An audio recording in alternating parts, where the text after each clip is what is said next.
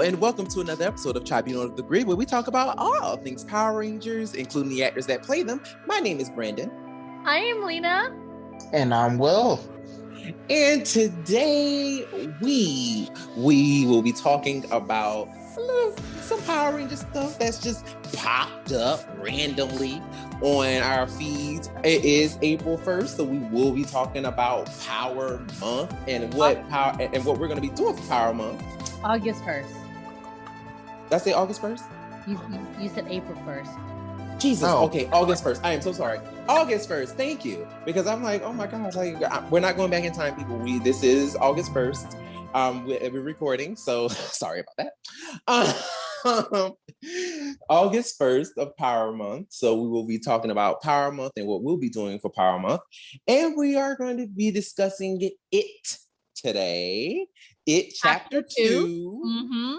Featuring Alpha 5 from Power Rangers, the 2017 movie, Bill Hader, who plays Richie, the successful stand-up comic from Chicago. Well, who moved to Chicago. Who throws up a lot. Right. Yeah, we'll get into that. But before we get into our disgusting review of this movie, I would also like to let the people know that we are on Google Podcasts, we are on Apple Podcasts, we are on SoundCloud, and we are on YouTube. So wherever you are listening, please continue to comment. We absolutely do appreciate it. As a matter of fact, we do actually, now that I just checked, we actually do have a comment on one of our most recent videos. Let me go ahead and pull that up here because I just checked it and I feel terrible. So the comment actually comes from when we reviewed the Sailor Moon movie. Jess and King actually commented, and she left two comments. She or he, I can't tell, and I do apologize. Because I don't want to mess up your pronouns, baby. I really don't. But Jess and King did comment and said, I liked Eternal. It was amazing, but it was better than season 1 of Crystal and better than the Villain of the Day filler episodes. Girl, baby, or whomever. I'm sorry. Damn it, I just messed up your pronouns again. I am so sorry. But person, yes, you, baby, yes, absolutely. Absolutely, like Crystal, the Eternal movie definitely was so much better than, to me, it was way better than Supers, because Supers, I absolutely hated Chibi Yusa for all those episodes because it was about her. And I'm like, I hate this character. No, absolutely not. And also, Justin King wrote, Venus has always been my girl. Yes, ma'am. Yes, I see you doing a thesis on the Sailor Scouts attacks and different versions of them. Go off. Listen, baby, I have been a Moonie since the 90s when it was coming on USA on Sunday mornings. So, baby, like I have always been a huge fan of Sailor Moon. So, listen, if you want to have a chat about Sailor Moon, like we can do that, but we mainly was doing it because of Johnny and Christina. But absolutely, I am so grateful, and we are so grateful that you enjoyed the episode and continue to listen to us. We really do appreciate it. But going back into the actual show here, because we're going to go ahead and continue on, some little stuff popped up. So during the week, some toys popped up. You know, basically being like, you know, these toys are in stores now. So today is April. I would say April. Oh my God, it's not April. It's August. Because it starts with an A. You say what? It starts with an A. True. Yeah. But also too, I feel like something happened in April that's just sticking out in my head and I don't know why. But anyway, but August 1st, because it is August 1st, a lot of toys are starting to pop up in stores, specifically the Void Knight figure and the Gold Ranger Dino Fury figure. So very surprised that they're even doing a figure for the Gold Ranger when we haven't had an introduction to him yet. This, and also they already left a bio for us. So basically, y'all just spoiled the big mystery behind who the Gold Ranger is. I mean, we kind of already knew, but I mean, with a name like Ion, obviously, like he ain't human. But I mean, y'all still kind of spoiled it for us a little bit. Allow me to read for the people. The fun-loving Ion was once a knight alongside the Red Ranger and rejoins the Dino Fury team to battle evil monsters. Damn, that's a Wow. See, we were right. Their planet is all black people. I'm trying to tell you, what if, and I hope this is true. Please let this be true. Like all knights of Ravcon were black. And that means like the very first team of Rangers were all black people. What? Whoa. Oh, That'd be something else because we're always seeing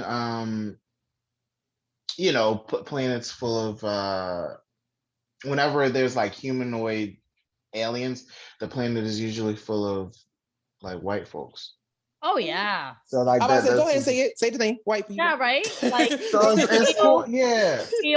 KO 55 or KO 95? I don't even know what. KO 35. Sometimes. I feel like we saw a couple of black people on KO 35.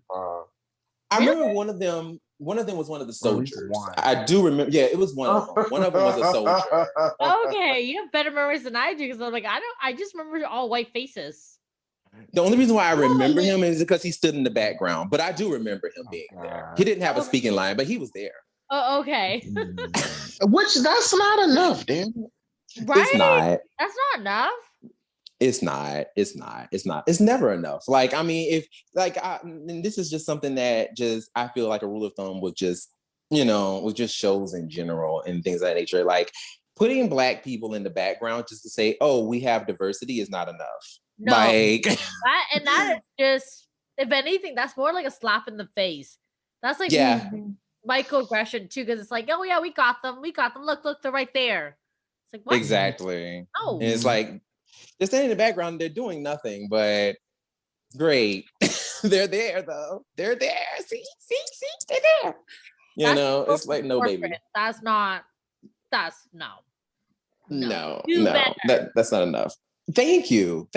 Do better, which I feel like Dino Fury understands the assignment, because if this whole entire team is black, the whole planet is black. The whole planet is black, baby. Listen, I love it. Take me to Ravcon. Listen, I can't grow no little horns out my head, no little antenna, but take me to Ravcon. It sounds amazing. You know what, Brennan? We should call a flight attendant today and see if we can book a trip. Kind of like how someone did with Wakanda. I'm so done. I cannot believe that people were actually booking flights to Wakanda. I love it because people understand. People understand. This is amazing. This is amazing. I mean, but no shade. I would love to go to Wakanda. That place looks fantastic. Oh my gosh, yes, absolutely. So take us to Ravcon. Let's do it. Take us to Ravcon. No, seriously, like I really do want to see, like, if they do actually, which I kind of feel like is going to happen. Like, I kind of feel like they probably will end up like letting Ion and Lord, I forgot the baby name. What's the baby name? What if he's frozen on the ship, just like Zane was? Zato. There we go. Thank you. Oh, Jesus. But no, I was saying, like, what if they Zato and Ion ends up actually going to their planet and we actually see what Ravcon actually looks like now? Oh my God. That'd be cool. That would be dope. I think somebody just said that. What? We did get to go to KO 35 and we got to go to Nernoi. Yeah. So why not go to Ravcon and see what is given in present day? Exactly. Mm-hmm. But also, see how it was rebuilt. Where do you think Ion is right now? Like before underwater. Underwater? Okay. Mm-hmm. I guarantee you. on the ship or like somewhere in the actual seed? No, I feel like he's somewhere in the actual sea because that's where the prism found him. Right. Because I feel like the prism found him and was looking for him. And when it found him, it flew away. That's what I think. I wonder how he got there. I mean, obviously that's the whole idea of the backstory, right? But I'm curious as to how he got there. I mean, listen, like who knows? Like he probably could have been running after a specific villain, and he got trapped there, or they probably pushed his behind in there and like did some mess and trapped him or something. I don't know, but hopefully they explain it soon. I wonder. I'm very interested. Right, and also I wonder how does the prism attaches energy to it if it never attaches energy to it begin with? Like before, what do you mean? Like, hey, so you know how like the Nexus prison, like obviously helped create Ninja Steel, right? Mm-hmm. So if they were all about attracting his energy to anyone with a morpher or anything with a morpher, wouldn't they have found Ion first before the Ninja Steel team? Because he would have been plot hole. Plot hole, but yes, probably would have. Yes. Just a random thought, because I'm like, wait a second. Why is the Nexus person only finding him now, not before? I mean, maybe listen, the Nexus Prism is like, I can only do but so much at one time, and plus I'm being held captive by the Ninja Steel Rangers anyway. You know what I'm saying? Like, these hoes done kept me captured for like 40-something episodes. Like, I don't even got time to leave this hoe. So oh my God. I can't even find Ion if I wanted to. So well, I'm surprised they I'm surprised they didn't find Zato first. Okay. It could have been swimming around what is it, Dino Hinge? Could have been flying around there. But it didn't do that. Didn't do that because it's too busy being stuck on a ship with Galvanax and then being held captive by the Ninja Steel Rangers. So it's just like poor little Prism can't even catch a break. it can't catch a break. It's like, well, dang, everybody wanted me, but turned out. and then the hoe went flying away and still ain't found these people. See, right? The Prism is just she just had a lot of stuff to do. That's all. She just lost. She had a lot of stuff to do. Poor thing. Maybe after this episode we can give her a break. Okay. Hopefully they do give her a break after Dino Fury, or they may call her back, child. Who knows? They'll be like, here the Prism come again, child. Here she come. But who knows? Who knows what's gonna happen? But yeah, like I think these toys are kind of cool. Like I really do think they're pretty decent. I mean, they're the standard. They're just like the black Jesus, red, blue, and pink figures that came out. I'm wondering though, because the Gold Ranger has actually the standard weapons that he does carry in the TV show. So I'm wondering when they do introduce black and green next year, are they going to have made up weapons? Or are they just gonna have a standard weapon like they normally would on a TV show? I'm wondering. Because I'm pretty sure that green is probably gonna have some random claw, some random claw type weapon, and black is probably gonna have like something that has spikes on it or something. Like, I don't know, but it's just like I just kind of feel like they're gonna make up some random weapons for green and black. Just kind of like how they did with just keeping in the spirit of red, blue, and pink. Just give them like some random weapons or something. I don't know, but yeah, like he has his own standard weapons that he actually has on the TV show, and Void Knight has his standard sword and shield. So, hooray for accuracy! Right. Then we have another toy, don't we?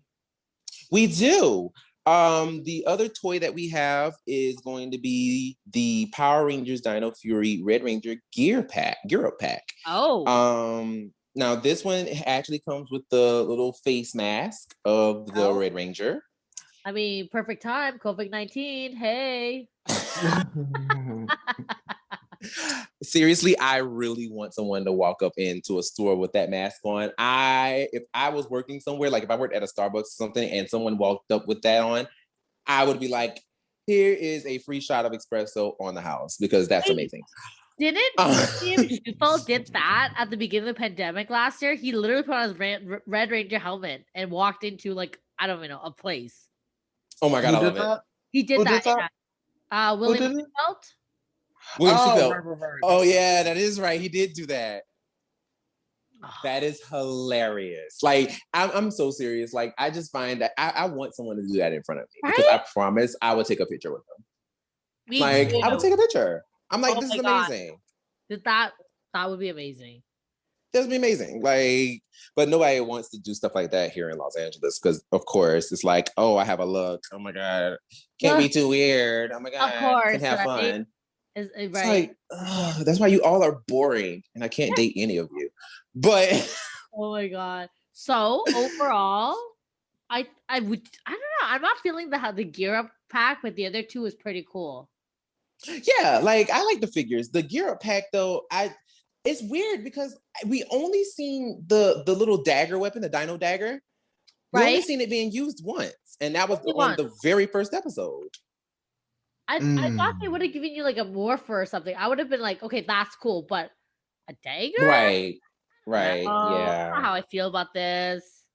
Yeah. I guess they wanted to get use out of it because it's in the promotional photos. It is. You're right. It is in the promotional photo, and you're right. They probably were like, yeah, let's go ahead and get this out because also too the Chroma Fury saber is also coming out too.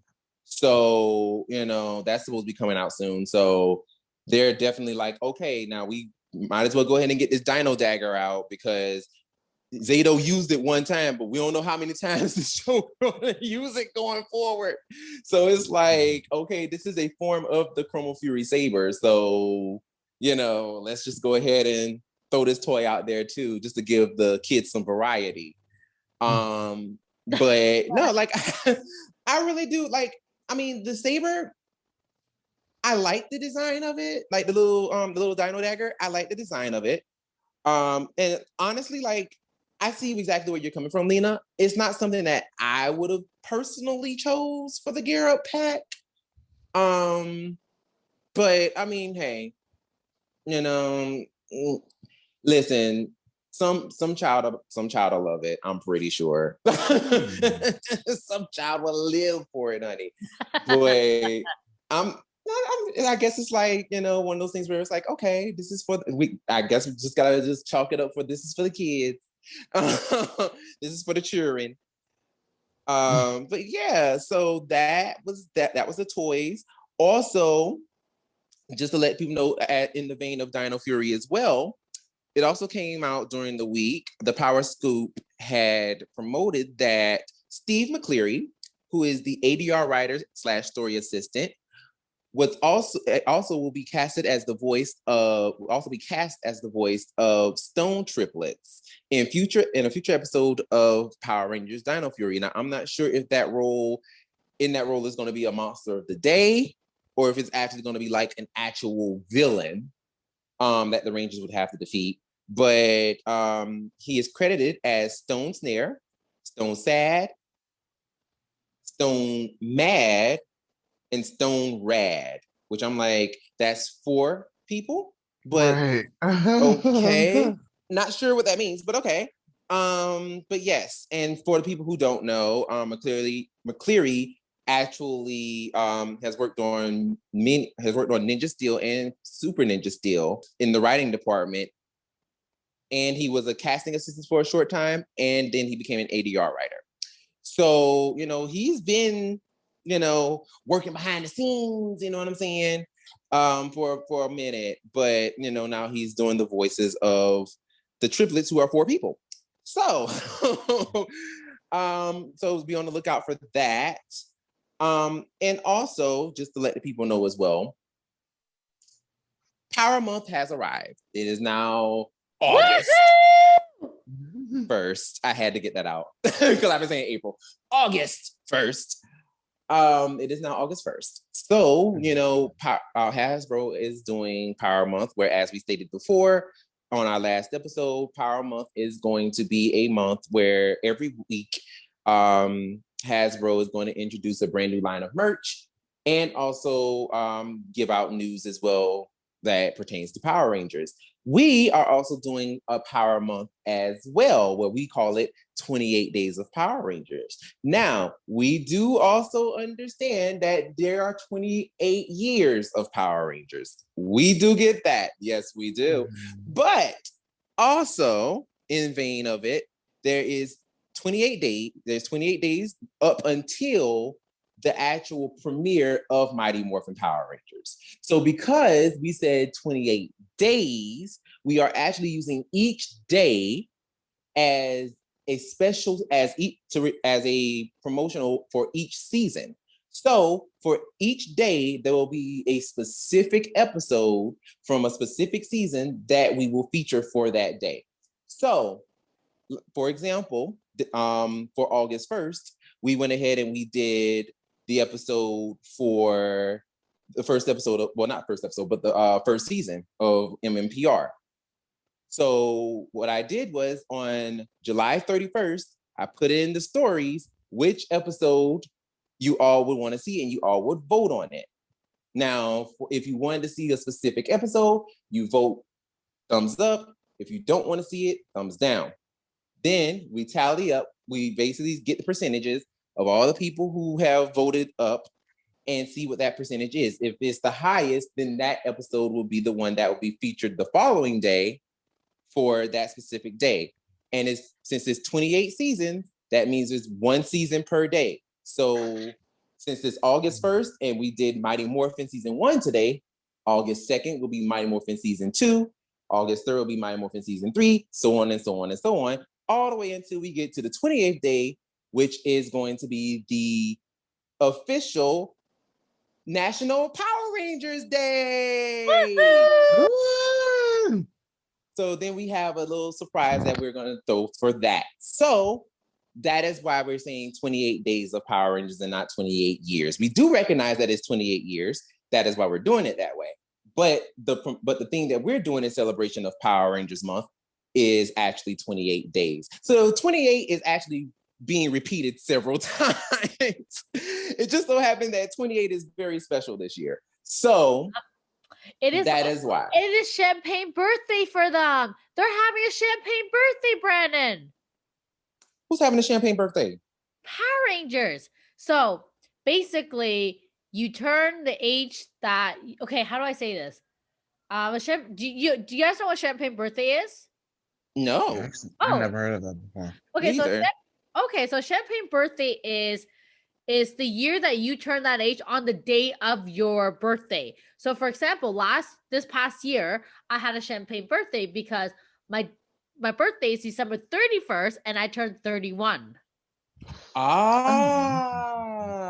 Got you. Yeah. Unfortunately, some people missed their champagne birthday super early because they were either turning 1 or 2 or, so forth. But so Power Rangers is actually celebrating a champagne birthday this year. Got it. Nice. That is so cool. That is really cool because it's the anniversary and it's on the 28th. Yes. Oh, and it's 28 years. Oh, that is actually nice. So cool. That is kind of cool. Yeah. Oh, snap. Okay. Boom. So there we go. Champagne birthday. Ooh. Power Rangers. Let's do this. Oh my God. That is actually so cool. Got it. Okay. Well, shoot. Yes. Power Rangers is having a little champagne birthday on the 28th. So this is why we're doing it. It's a big year, y'all. A big freaking year. Big year. So, and I mean, I'm pretty sure Hasbro recognized that, and that's why they're doing a whole month to celebrate it. Hopefully they got some good news though. Right? That's what I'm trying to say. Give us another movie, give us an anime series, give us bring the comic series to life. Oh yes. Oh. Girl. Now that'll be a dream come true right there. Right? Go ahead and give us that comic series though. Like, go ahead and do that. Because I'm telling you, that will be like wonderful. Uh-huh. Yeah. Can you imagine the positive press that we'll get? Oh my Right? God. Those great stories. Ugh. Oh That's my what I'm saying. It's like you start telling that kind of story, ooh, child. Uh-huh. Like, then people be like, okay, Power Rangers is actually a little something. Like, they actually doing a little thing. It's like, yeah, y'all missing out. Right? Tell me about it. Like, I'm just so sick and tired of.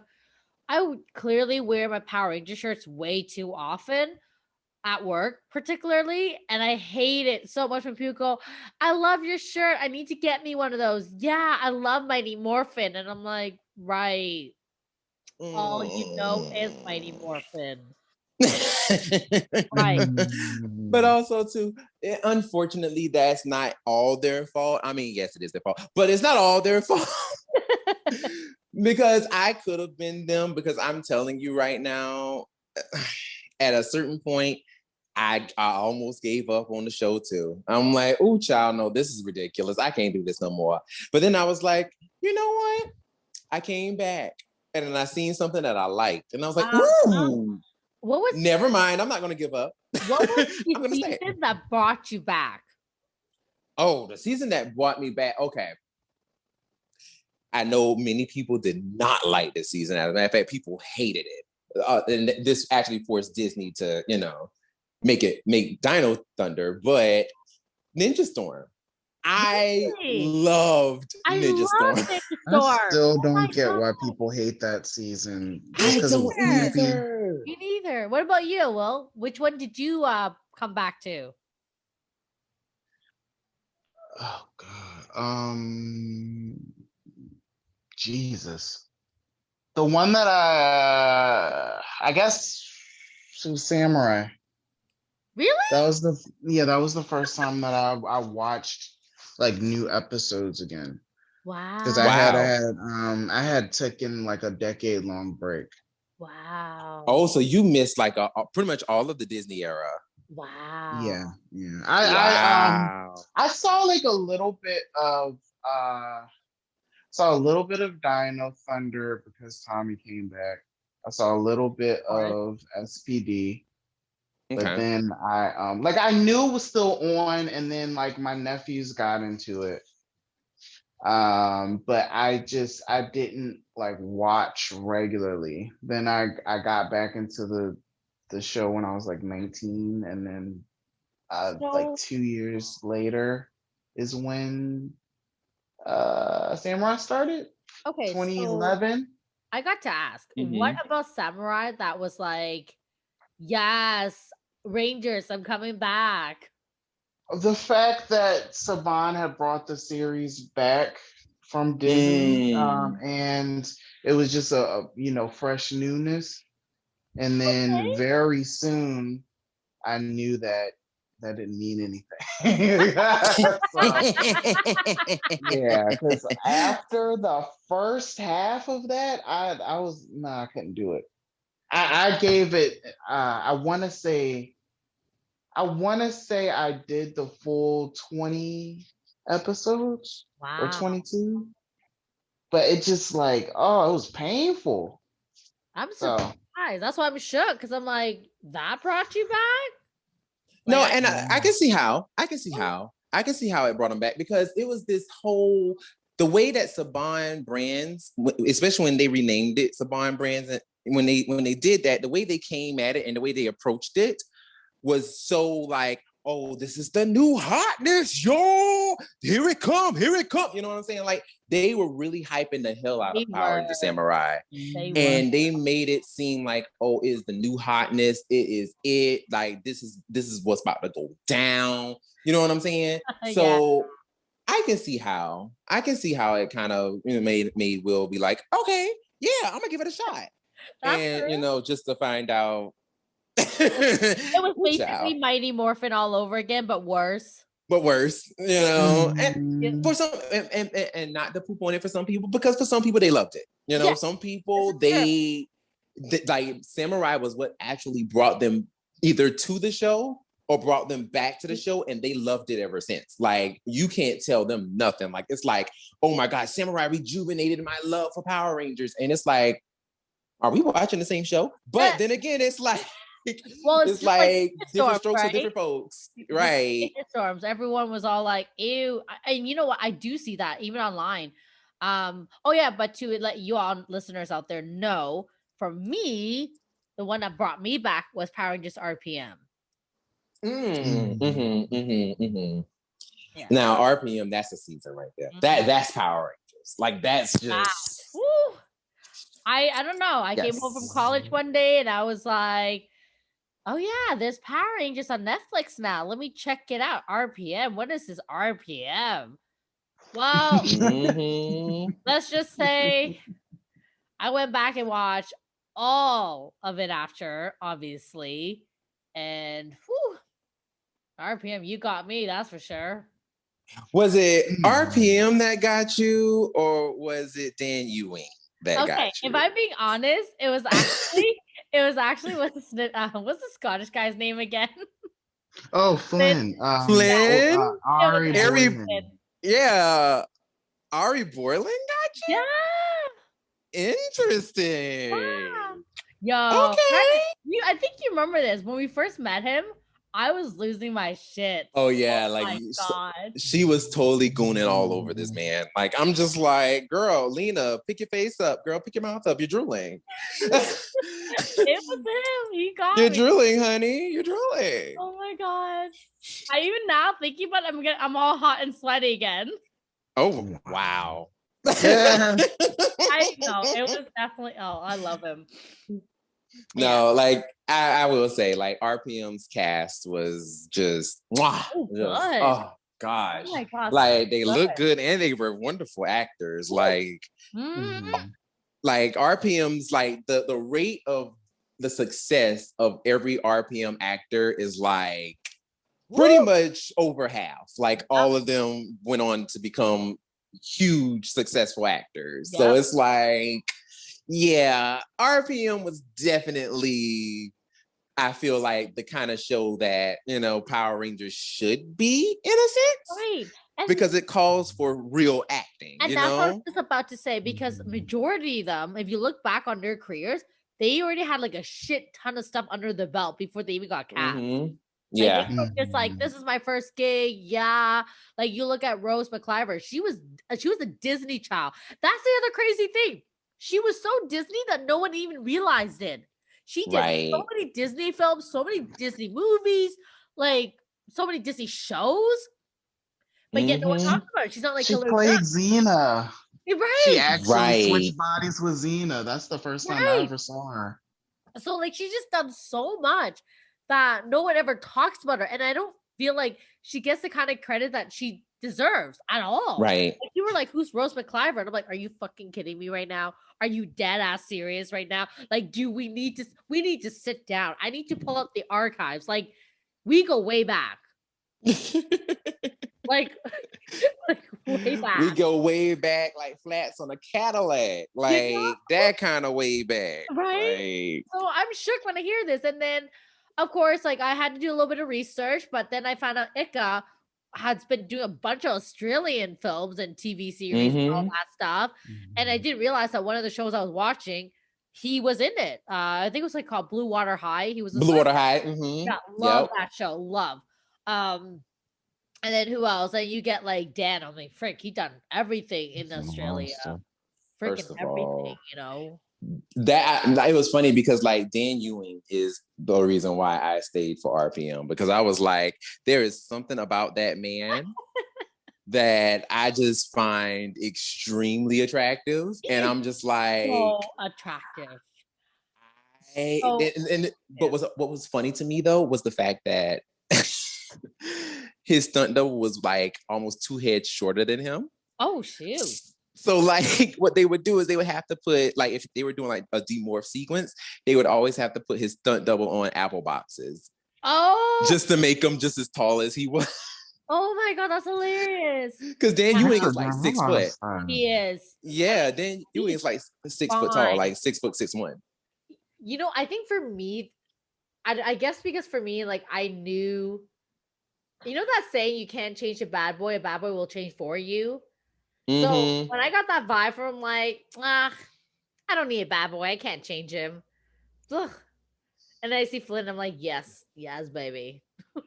But that's the thing, though. Like Mhm. the way that that character was shaped, the way that Dylan was shaped, he started out that way, and it Right. was Summer that kind of like shook him up a little bit. You know, it Uh-huh. was like because she was so like, even though she was extremely sweet, Yeah. like she still kind of was like butting heads with him, kind of like cracking that egg open of Yeah. like, yeah, you can't play that game with me. Right. Like I'm gonna soften you up. And she ended up doing that. And I'm just like, and then it ended up becoming a couple in the end. I'm like, I oh. loved it. And then that's the other thing with me too. Like, I know they're fictional characters, don't get me wrong, but I'm one of those people where if I know that they're gonna be a couple, I'm like, I immediately back off. Because like I'm here to root Right. for you. I'm not here to root against you. And that's I know no, it's I've always kind of been like that. Even like till this day, I have friends that are no longer my friends, but you think I'll ever dare dating their ex?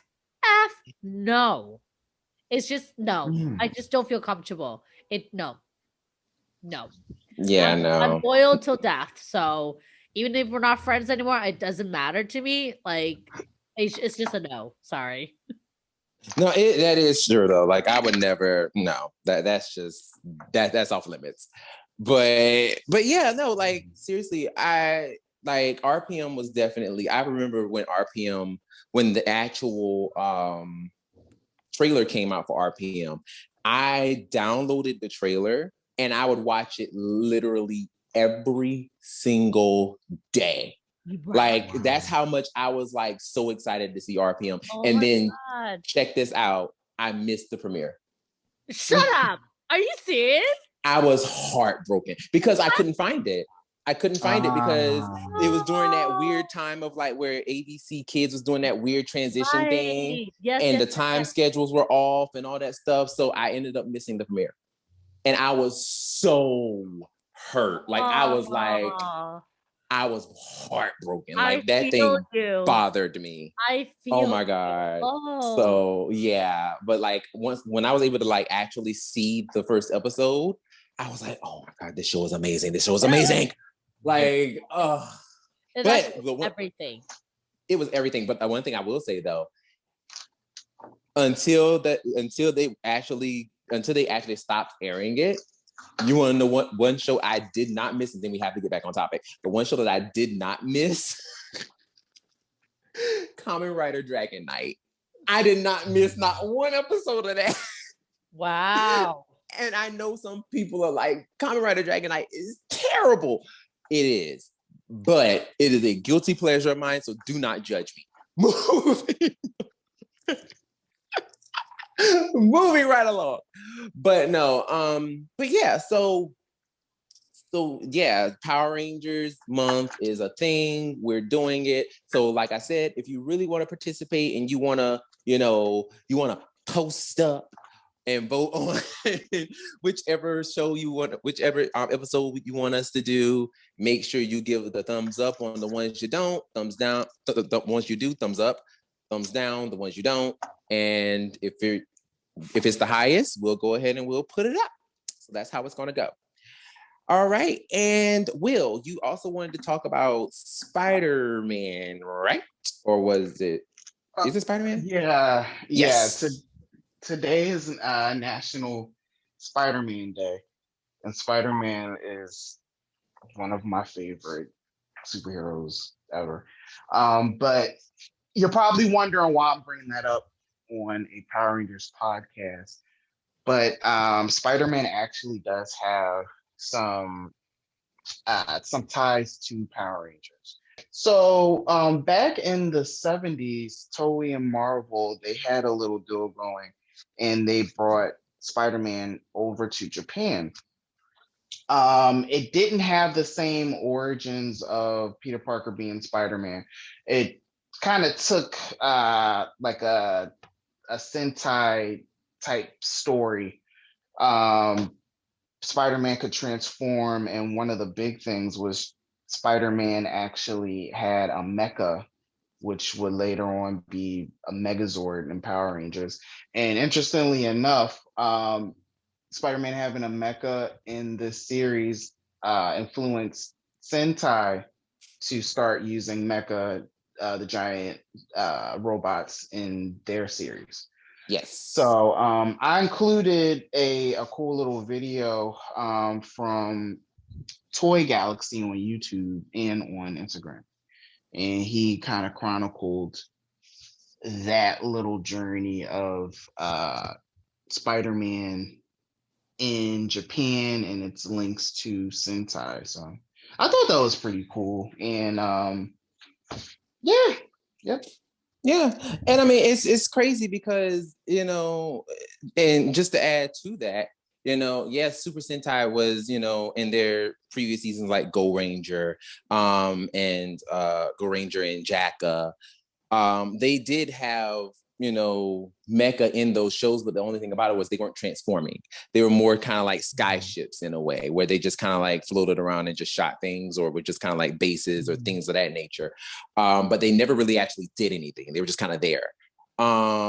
Whereas when Stan Lee introduced Spider-Man, and Spider-Man had that transforming mecha, that was the thing that influenced Super Sentai to start having their, you know, their little bases or whatever start transforming into actual robots, sort of similar to the Spider-Man invention that they did with that. So that was really kind of cool. And also too, like the thing is, Stan Lee actually like his influence with Spider-Man actually made its way into Super Sentai with Battle Fever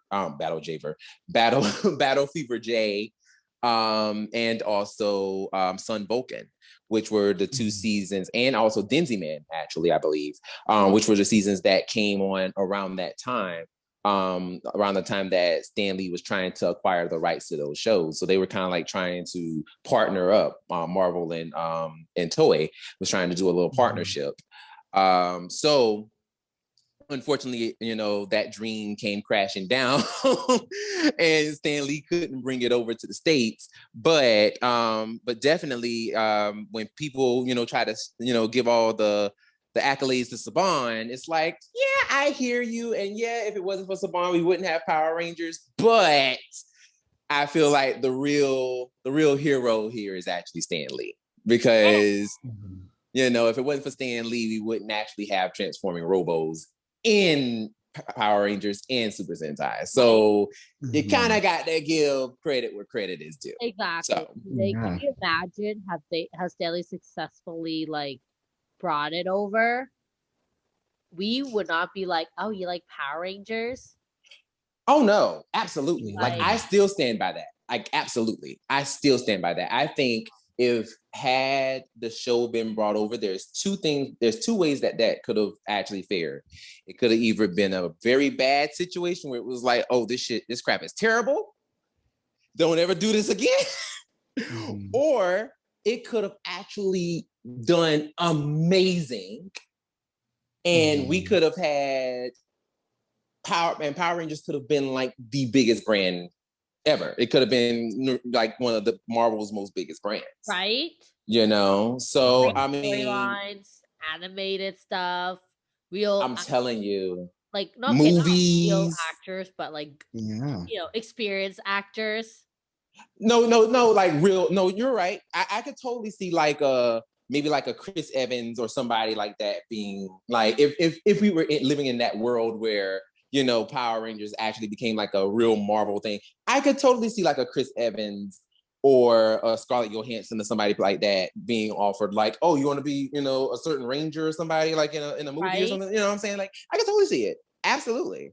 Absolutely. I could totally see it, because it's by that point, especially if the shows would have done well, at that point, it would have been like literally, it would have had the gravitas of, you know, this is Power Rangers. You know what I'm saying? Kind of like an X-Men, you know? Where it's like, oh yeah, like, you know, anybody and everybody would want to be a Power Ranger, you know, like that kind of thing. So absolutely, I could totally see that. I could totally see it. You know, so and I feel like that's kind of what Hasbro is kind of wanting to get the show to. Hopefully, maybe that is their goal. Maybe it isn't. I don't know.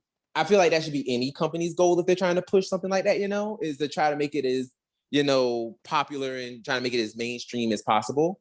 But certainly for damn sure, I definitely think that Stan Lee, if he was able to bring Super Sentai to the States, because he was going to literally do the same formula that Saban did, just cast American actors and then just show the Japanese footage, you know, as them in suits, but have like American actors doing everything else. Like he was going to do the exact same thing, or you know, or dub it. But they had the idea of doing both.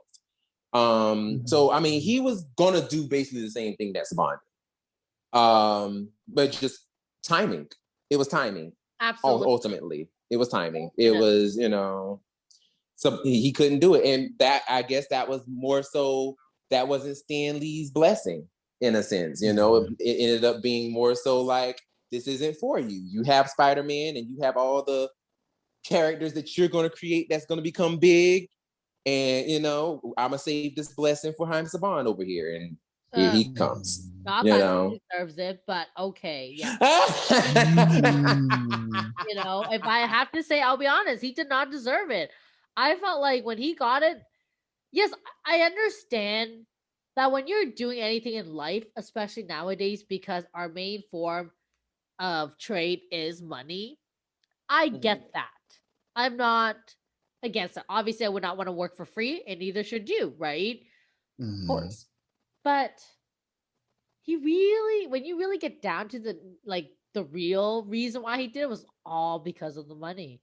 It had no love behind it. There was no. It's not the way Stanley loves his characters. It's not the same. Yeah. The love is quite different. I would definitely agree with that for sure. The love is definitely different, where you can kind of tell that it kind of almost comes across that Haim Saban is more so like, oh yeah, like, you know, I love the property because it made me money. Whereas it's more so like Stan Lee loved his properties because of how they affected people's lives. Exactly. And how they shape people's views and things of that nature. So yeah, definitely the reasonings as to why they did them are definitely different. Yes, I can agree with that. I can kind of tell how that would be. And also maybe that's the reason why Power just never got to where it should have been, because it wasn't, he's not nurturing it the same way Stanley would have done it with his characters, you know? And it's unfortunate, but at the end of the day, Stanley made shit ton of money. There's nothing against that. Nothing wrong with that. But he did it in such a way that people were okay with it. You know, where people are like, yeah, you know, he deserved it. He earned every single dollar and he deserved it. Where I feel like now as an adult looking back at it, I'm like, Haim Saban did not deserve any of that. It's just definitely for damn sure the way that he treated those actors. Like it was just it's like, come on, dude. You have like literally season 1 alone made you like billions of dollars. Yes. Like you could have given them a pay increase with no problem. Like, I mean, it would not have. He could have made the show.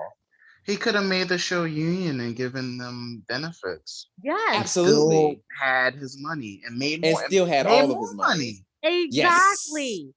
Yes. And that's exactly what I was actually like you're gonna get to, because like that's what really grinds my gears, is the fact that he did not deserve any of that he made, of just the way he was treating all of the actors and actresses.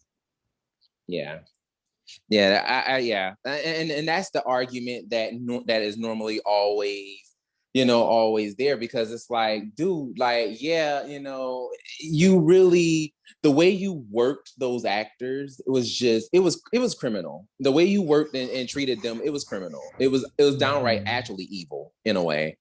The exact opposite of what the show is trying to portray. Exactly. And it's just like, it was unfair. It was really unfair. And I don't blame, you know, and when you look back at it, it's like, as a kid, you're like, well, dang, why did those people leave? You know, like I loved them, you know, because like, you know, it was crazy, because it's like, well, dang, like what would have happened if, you know, Jason, Zach, and Trini, if Austin St. John, Twee Trang, and Walter Emmanuel Jones, if they actually did succeed and they got their increase, right? You know, like how could the show have been? I mean, we probably would have never gotten, you know, Aisha, Rocky, and Adam, Tanya, you know, and Catherine, and, you know, all of them. We probably would have never gotten them. But at the same time, who knows what could have happened in the world, you know? Exactly. So, you know, it just all goes to show, it's like, at the same time, it's like, yeah, it's the business world of it's entertainment. That's just the way the world of entertainment goes, which is true. This is the way it goes. However, at the same time, it's like also, you know, I live in the vein of personally, you know, if the head makes people happy, then the body is going to work. And I'm sorry, but nobody wants to work for free.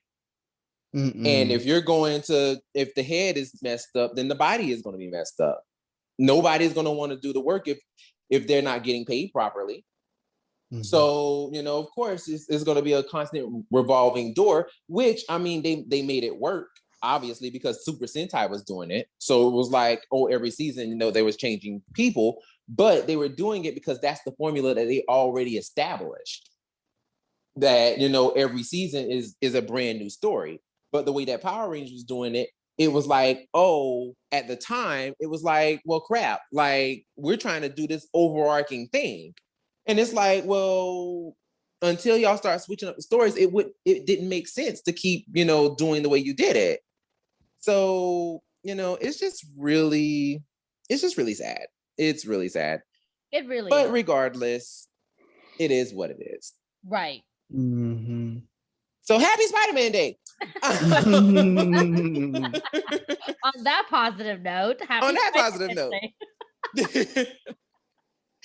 And speaking of positivity, let's get into this opening of It. Lena, you had a summary of what you wanted to talk about It? Because I definitely want to get into the opening of It for sure. Oh, right. Talking about positivity. Right. Oh my God. I'm definitely going to do a quick summary of, obviously, in order to get to chapter 2, we have chapter 1. So I'm just going to sum it all up from chapter 1 and lead you right into the opening of chapter 2. So, the It movies. It is a supernatural horror films based off the Stephen King 1986 novel, but that goes by the same name, obviously. So the first chapter came out in 2017, the same year as the 2017 Power Rangers, the movie. Oh. Coincident? I think not. No, okay, that was stupid. That was stupid. Sorry. Well, okay. So, it all started in October 1988 when little Georgie, a young 6-year-old boy, decided to play outside in the rain with his paper crafted boat made by his older brother, Bill. They live in a small town named Derry, Maine. And because this little boy decided to play outside during a rainstorm, his boat went into the Seward. All I got to say is, if anything goes into the Seward, why on earth are you going to stick your head in there? But whatever. Okay, cool. So Georgie was all like, okay, let me stick my head in there. Let me see where my boat went. And this is where Georgie meets Pennywise, the dancing clown. I don't even know why he's called the dancing clown, because he doesn't really dance a lot, but whatever. Cool. I mean, I guess because he did that little jig at the, you know, right? In the one movie, he did a little like, right? It's like, okay, all right.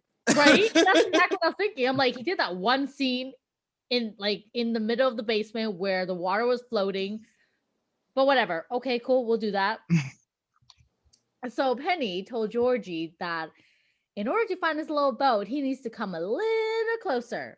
So, you know, Georgie's like, okay, cool. Like, I'm not going to question the fact that there's a random clown in a sewer at all. So I'm just going to come a little closer. And that was when Penny was like, well, let me taste that arm. Took a big chunk off his arm and pulled Georgie in. And ladies and gentlemen, this is how Georgie dies. Just saying. First of all, the fact that we have children dying, which I'm just like, we showed a child death. Absolutely. Like, I'm in.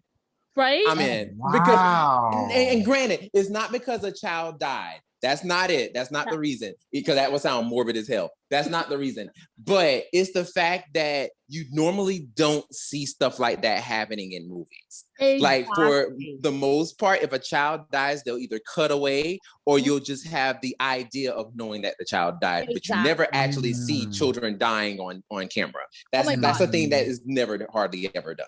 When he lost his arm, I was like, this shit is real. This is real. Like, oh snap. Like, granted, I am the most like squeamish person when it comes to anything dealing with like death or anything like that. But literally because of that knowledge and because of knowing things like that happen, that like they don't happen in movies. When that happened, I was instantly glued. I was like, they actually they're showing a child death. Oh my God, oh my God, oh my God. And it's one of those things where it's like, this is actually interesting. Right. You know? Like, so, it's one of those weird things where it's just kind of like you kind of catch yourself being like, damn, I'm kind of fucked up. But go right ahead. Right? I know, I 1,000% agree with you. Right? So good. So the following summer, Bill, who's still haunted by his brother's disappearance, convinces his friends, Richie, Eddie, Stanley, and Ben, to help him find Georgie. He is convinced that his body may have washed up in the marshy wasteland called the Barrens. The Barrens. First of all, I'm sorry, but as your friend, do you believe that your brother is still alive and could possibly, or not even, well, he did believe that his brother was still alive, but to also believe that his body could be washed up in some wasteland area that you could all find it as a child? Boy, you are on some different level of imagination, but whatever. So later on, he's grief-stricken. And also guilt because he said by himself. That's what you get for being a big brother. Send Georgie out by herself, sure. With his rain jacket and his little boat. Oh my God. Listen, first of all, like that little boat, I'm like, why didn't that thing just crumble in this water? That's but okay. That's exactly like what kind of paper you made that thing out of? That's exactly what I was thinking. I was like, okay, sure, whatever. So later on, there is a girl named Beverly and a young boy named Mike that joins their group of friends. And they obviously help play a role in helping Bill find his brother. They nickname themselves the Losers. Also, I don't know why you would put yourself that low, but okay, that's fine by me. This brings us to Richie. Richie is played by Finn Wolfhard, a kid from Stranger Things. Connection, I see. But in the second film, he is all grown up, and he is played by Bill Hader, the 2017 Alpha, which is why we are talking about it today. If you haven't figured it out already, because you're probably like, "What are you talking about? Chapter 1? There was no Bill Hader. He was not in there." Well, yeah, because he hadn't grown up yet. So, we're almost there.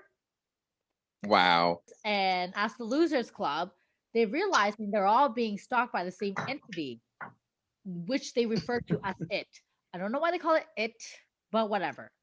So they realize that, like, they didn't know its pronouns. Oh, yes, this is true. This is very true. They determine that it appears as their individual worst fear that awakens every 27 years to feed on the children of Derry. To feed on the children of Derry before resuming hibernation and moves about using the Seward line, which all leads to an old stone well hidden under an abandoned house. So, first off, I don't know how they discover that he comes every 27 years. And I don't know why every 27 years is their thing, but okay, we'll go with it. So, of course, going back to the fact that Bill is still convinced that his brother's either still alive or we need to find his body, right? So, of course, these kids try to become Power Rangers in their own right to confront and to get rid of Pennywise, the dancing clown. Okay. Because again, I don't know why these kids thought it'd be a great idea to go up against a freaking clown that haunts them and essentially attacks each one of them individually when they're not together. And they're like, oh yeah, let's fight this badass guy. You know, let's do this, right? Like, why not, right?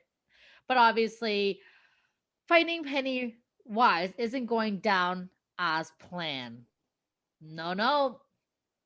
So as the summer ends, Beverly informs the group that she's gotten a vision where she sees them fighting it again, but as an adult. So the losers, as they call themselves, decided to do a blood oath where they will return to Derry as adults if it returns. This now leads us to chapter 2, which takes place 2 years later. And 2 years later for the films to be made, but 27 years later for them. So it picks up with, in 2016, it has returned to Derry, Maine, and is starting to kill children again, which also I found is really creepy because why children in particular, but whatever. So the only member of the Losers Club, and I'm saying this with air quote, is currently in town, which happens to be Mike. So he decides that he's going to call the other members to remind them of their blood oath and ask them to abandon their current life to come back and to try to defeat Pennywise. Again, they're trying to play Power Rangers here, okay? They have no powers, they have no weapon, but they're going to try to fight Pennywise. So while they all travel back with a hazy memory, except for Stan, who unfortunately decided that he was going to take himself out of the game by committing suicide. Very unfortunate, but he's not coming back. So they all decide to meet at a Mandarin. It's not really a Mandarin, but funny enough, this film is actually shot in Toronto. So they're at a Chinese restaurant, but it's actually a Mandarin, which I frequently used to go to. So I recognize it immediately. Wow. Yeah. So they're in Mandarin, you know, I don't care what they say. They're at Mandarin trying to like catch up where Mike is reminding them of their promise, their oath, all this, you know, shenanigan, explaining to them why their memories have kind of went away, why they can't seem to remember a lot of things. And he's telling them that we need to fight this Pennywise, or as they call it, right? And everyone's like, well, I'm not doing that. Like, this is bullshit. I'm out of here. But Beverly reveals that if they don't fight Pennywise, they will all each die slowly in their own rightful death. And that where brings us to chapter 2. We can carry on. Now, first of all, the way that this movie opens, I'm like, now what triggering, but also what in stone hell does that have to do with anything in this damn movie? I was just like, this is the most randomest shit I have ever seen in my entire life. What does this got to do with anything? And not even just that, but I thought Pennywise only attacks children. Exactly. I guess because they were teenagers, and that's kind of a kid. No, they weren't. They were not teenagers. Those are two grown men. They were grown men. They were two grown men. I'm like, and I even looked it up because I was like, wait a minute, like, was he one of the original? Was this Adrian guy one of the original kids? No, he wasn't. No, he was not. And I'm like, why? What is happening? Why in the hell is he being attacked by Pennywise? It just made no sense. And before that, why the hell did we have a gay bashing? And that too. That was pissing me off because at first I was like, am I even watching the right movie? Like, what is happening? Yeah. What is happening? Yeah. But it kind of makes sense though, because I think the bullies that did it, they were either related or is one of the bullies from the earlier films, but as a child. What do you mean? So I want to say I could be wrong. Remember the guy that was stabbing, right? Like they could be related to him. That's what I What's was his name? thinking. Bro? Oh, Yes. I see what you're saying. No, well, according to what my understanding is, because like he wasn't one of his friends, like one of the guy who stabbed his daddy. That who y'all talking Right. about? Yeah. Him. Like, no, he wasn't. Like, he had his own set of people that he hung out with, and that Adrian dude wasn't a part of that clique. As a matter of fact, if I'm not mistaken, there was a scene that wasn't shown in the movie, but it was kind of like an extra scene where literally he murders his two friends by slashing both of their throats. Right. So this random Adrian guy, and apparently this happened in the book too. And I'm like, but what does this have to do with the core group? Like that just didn't make sense. And that's why I thought when we're obviously we're going to get to Bill Hader, but my thing is, and correct me if I'm wrong, y'all, but I assume that this Adrian guy was connected to Bill Hader's character, Richie, because Pennywise kept saying, I know your secret, and I'm gonna tell, you know what I'm saying? Like, and I'm like, is he trying to say that, he and Adrian had something going on? Right. You know what I'm saying? Like, is there some kind of connection between those two? Because when he said, I know your secret, normally that's kind of like, you trying to hide the fact that you gay, and I'm gonna tell all the girls, honey. That's what I got from Pennywise when he did that. And I'm like, okay, so what's the tea? But they never actually said what Richie's secret was. Well, they told we did. We got it at the end. We got it at the end. He had a crush on Eddie. Eddie, yeah, I know. Yep. But this just goes back to my argument of say the thing. Yeah. Say the thing. I'm sorry, but just doing little, I'm just going to carve this in memory of you. Like, listen, I understand the symbolism of it, and it is touching. However, what would also be more touching, him actually coming out and saying, I was in love with this man. Right. Like, what is wrong with actually just stating, like, I love this person? They dragged that out way too long too. Way too long. Especially with all the extra scenes with Pennywise being like, I know your secret. I know your secret. I was so annoyed because I'm like, okay, is he gonna say it? Is he not gonna say it? And on top of all that, I was surprised that what's his name again? What's his character name again? Richie? Richie. Yeah. I was surprised that Richie, after all those years, never actually came out on his own. Mm-hmm. Like, it made me wonder after, because I'm like, okay, so you're telling me that after you left, after you became so successful, you still didn't feel comfortable enough to be who you truly are? Right. And this is now I can see if this was like in the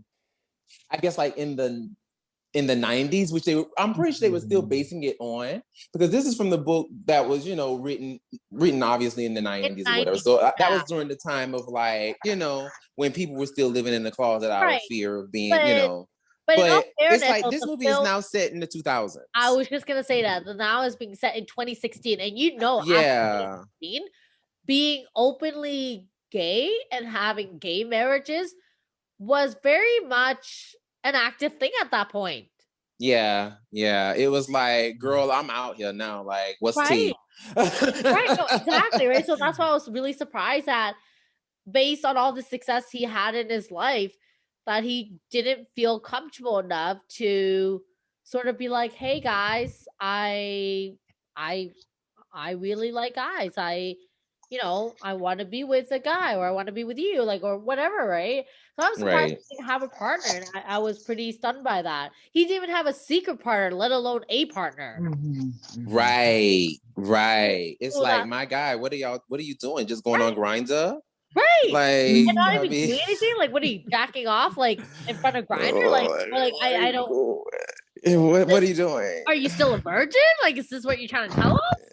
Like, girl, so many questions. Right. Just so many questions. So yeah, I absolutely agree with you that scene was not necessary at all. It didn't even move the story in any direction other than anyway, like 15 minutes of our time for no reason. For no reason. Like literally, it served no purpose. I was just like, why is this here? This is the stupidest scene I've ever seen in my life, other than just shock value of seeing a very violent gay bashing. And when I say very violent, I mean it's very violent. I mean, I was not expecting to see that. I was like, this is too much. Okay. I was like, I can't do this. This is too much. This is way too much. It was. And then, to have Pennywise eat him afterwards, like right. I was like, wait, what? Took a big old chunk out of him. He did. First of all, I'm gonna Google this actually. I need to know what the heck is Pennywise? How did he come to be? And why is he only targeting children? Like, what is it? What was he? A child molester in his previous life? That explains some of it. I mean, yeah, he's supposed to be like a little alien that crash landed 1 million years ago. But he just like eating children for some whatever reason. Like, it's so creepy. And he likes haunting them. He likes watching them. Like, ew. I don't know, but I'm not going to even hold you. When he took a bite out of Adrian, I was literally, I had grabbed, for whatever reason, my instinctual reaction was to grab my titty. And I don't even have any. And I was just literally just grab my chest like, oh. Like, I felt that. I was like, oh my God. Something. Not the way he just bit his whole titty. I'm like, oh my God. Right. That's what I'm trying to say. Like, ew. I felt bad for Adrian just in that point. Not even for the fact that he just had a whole chunk of him just bitten out. But I'm just like, oh my God. That took me for a loop. Oh, but no. Like, y'all get into it. Like, this movie, first of all, like, and just hitting just specific points. Girl, like, I'm gonna be honest with you. There's a lot of stuff. This movie carried. It carried. Because when I tell you, literally, it was almost kind of like, there's so many things that are happening that just don't need to happen. Yeah. Like there's a lot of scenes that could have been taken out. That's like, we don't need this. We really don't. We don't need any of this. Like, I mean, and I understand a lot of the flashbacks were important because they showed certain things. But it's also like some of the things that you used, you could have eased, like some of the things that, like the flashbacks that you used, a lot of those flashbacks apparently were actually inserted. Like they were basically refilmed.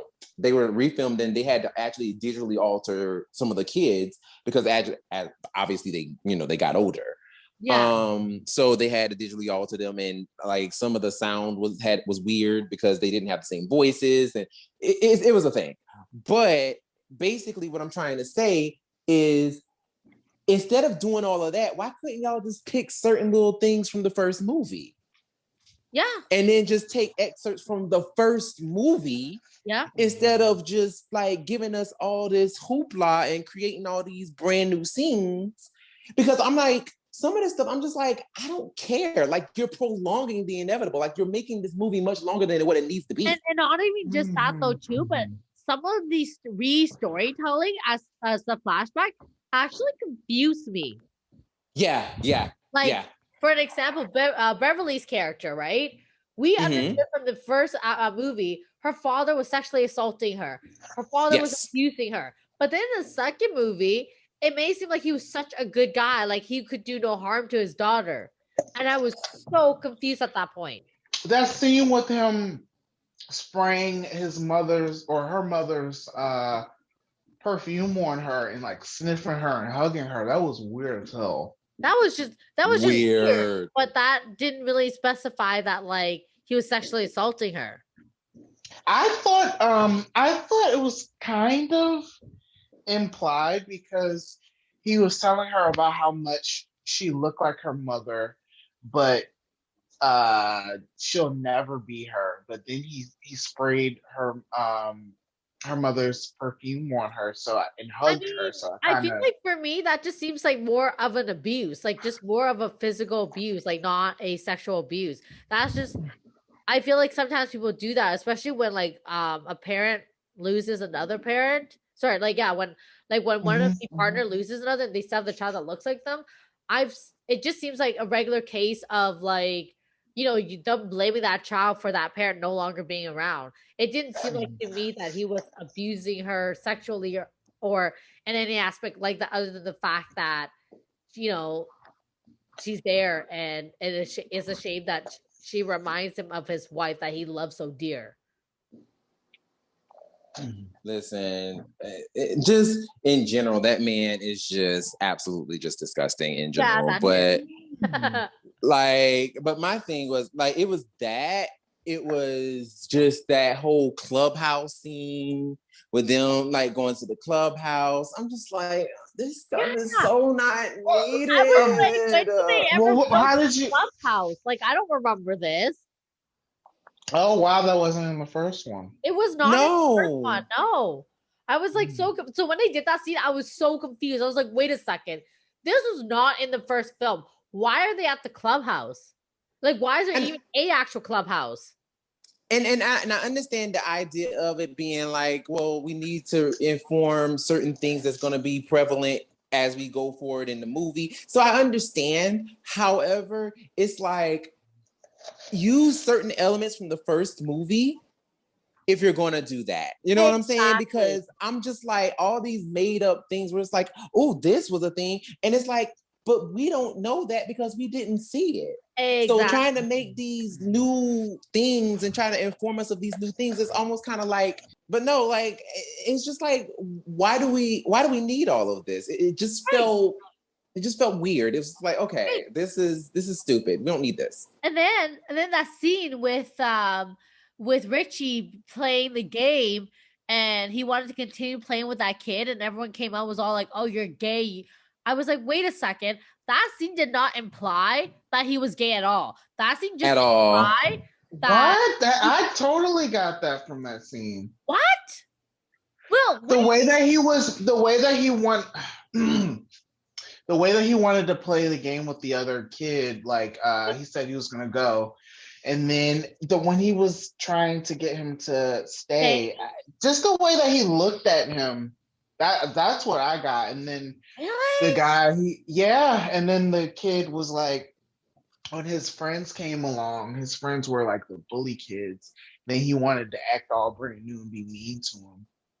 That's what I got from that. Actually, I personally just got the vibe that he just finally found a friend that is interested in the game in it as much as he was. So he just wanted him to stay for another round or two. That's what I got out of it. I mean, and then we got the confirmation afterward, like at the end. I mean, don't get me wrong. We got the confirmation that he was obviously just like he was gay. But what I'm trying to initially say is that from watching that scene alone, nothing to me was screaming, "I am gay.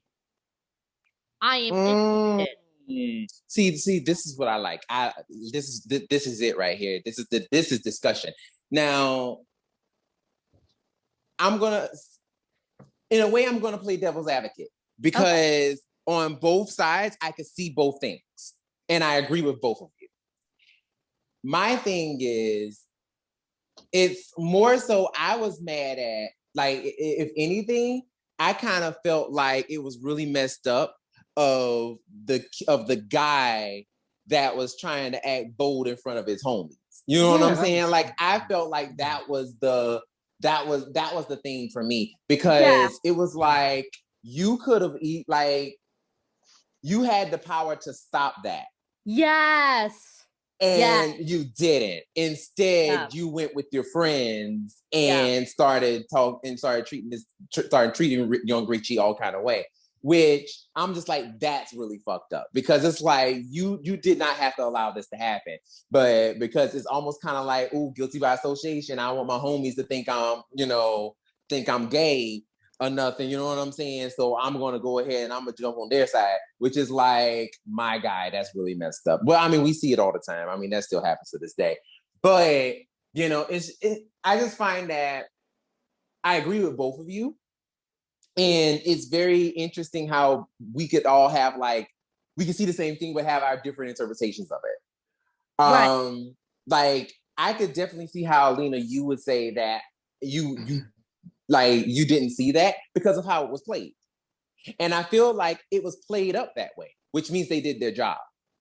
It was played up, and I guarantee you directorially, I guarantee you they were probably told to play it in a way where it's like, oh no, he's just really getting to know him.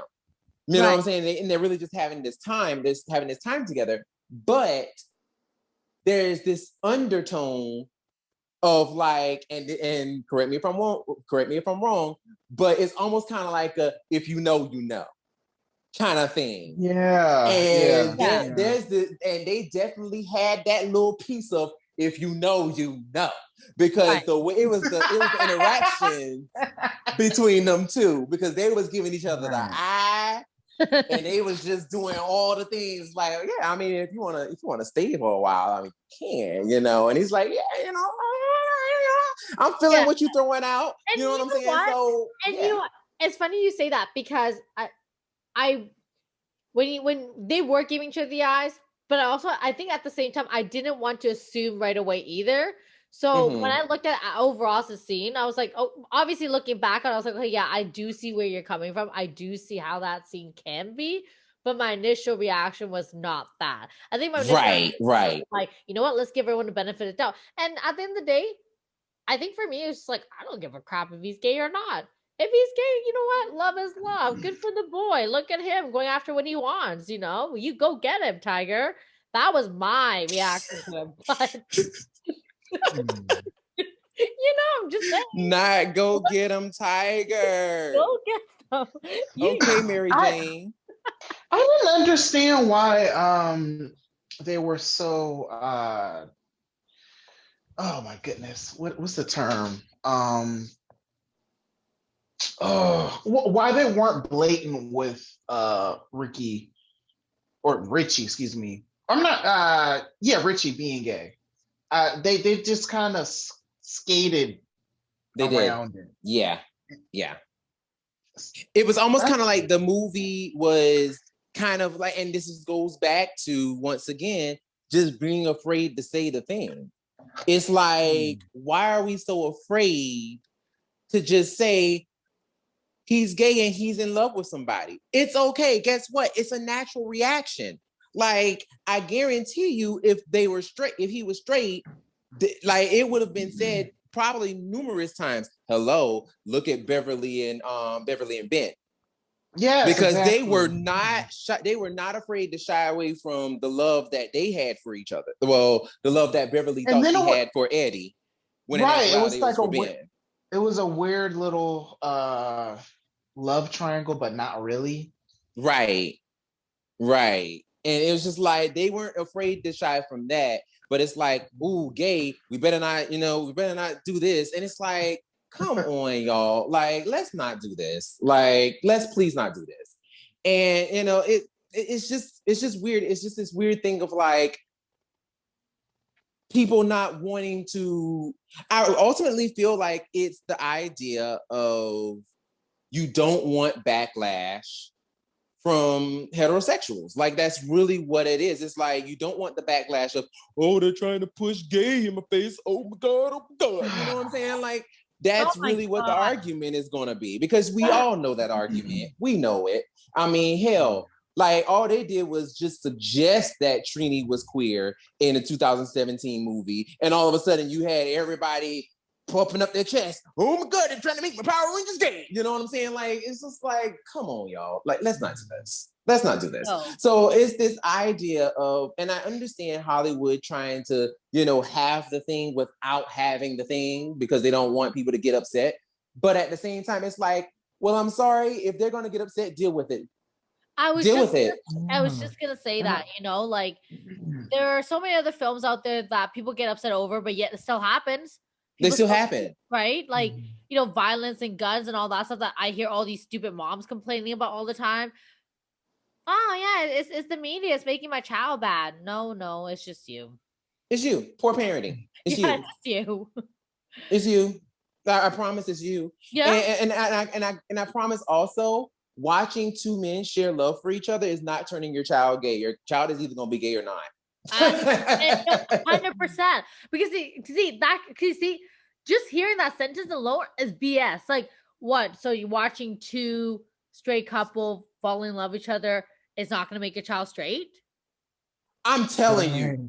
Because I watched nothing but heterosexual things as a child, and I still turned out super gay. So, that's what I'm like. That was all that we had. That's all we had growing up. Right. Exactly. Right. And then, of course, if we want to even get even further, that's what we had, and it's only purely of the white people. It's never the people of color. Well, yeah, of course. So that didn't suddenly make us go, oh, we want to be a certain race. Unlike people. And that's a whole nother topic for a whole nother day. Right? But no, like it's one of those things where it's just like it sucks because when it's like not just the argument of representation, but literally just the argument of just life in general. Because it's like, I guarantee you, if this was a homosexual character in like a real life situation, I mean, I'm pretty sure that first of all, Richie would have been he would have been out in some way, shape, or form. Whether that is, he already had a partner or something. But I don't think that. And this is just me, and maybe he could have still been in the closet, but I don't really necessarily feel like by the end of this journey he would have still been in the closet. I feel like if this was a real situation, if had they told this story right, if this was a real circumstance, which I feel like this is the way they failed the character, Richie should have had some sort of growth in his character, but after he's going through that, and then even seeing the guy who he had a crush on dying right before his eyes, I feel like that character should have actually came out to everybody at that point, being like, yes, I actually was in love with him. Exactly. And it hurts that, now I have, I never actually professed my love to this man. You know what I'm saying? So that they could actually help console him through it. Like, that would have been such a perfect moment for that. And, because he had all of his friends with him. And it's like, all we are left with is just, him just still sobbing over Eddie. But it's almost kind of like, they don't know why. They just think he missed his friend. But they don't understand that, no, he actually lost someone that he was actually in love with. Which is like, I feel like, once again, that's just unfair treatment to gay characters just in general. Like, it's like, it's like showing that gay characters are undeserving of having any emotional arc rather than just being the flamboyant girl, tongue popping, throwing around shade and all that stuff type of character. You know what I'm saying? Like, they're not worthy of any doubt. Go ahead. Something that I didn't, maybe I need to rewatch it. Something that I didn't like is the fact that there were no real hints to the fact that Richie was in love with Eddie. I didn't see that at all. I saw that. No, you're right. Yeah, they were just around each other a lot, but you didn't see him longingly looking at him, or or them having a moment. There was a scene. A vibe. There was a scene though. The bar mitzvah scene. Mm-hmm. Yeah, when they were children, right? Yes, that was a scene that basically confirmed it for me. But yeah. Well, for that, first and foremost, it was like really hard for me to link up what kid was what adult for a little while. Because I was not, it took me a little while to figure out everybody's name. I mean, and to be fair, dead ass, I agree. And to be fair too, they didn't do a really good job at casting most of the adults. Like, Beverly was easy because she was the only girl. And Eddie actually, to me, adult Eddie and kid Eddie looked alike. No. They kind of look like Sure. to me. They kind of look like to me too. Sure. Okay, I'm gonna sound so bad when I say this. They all look the same to me. I knew you were going to say that. Like, they really did.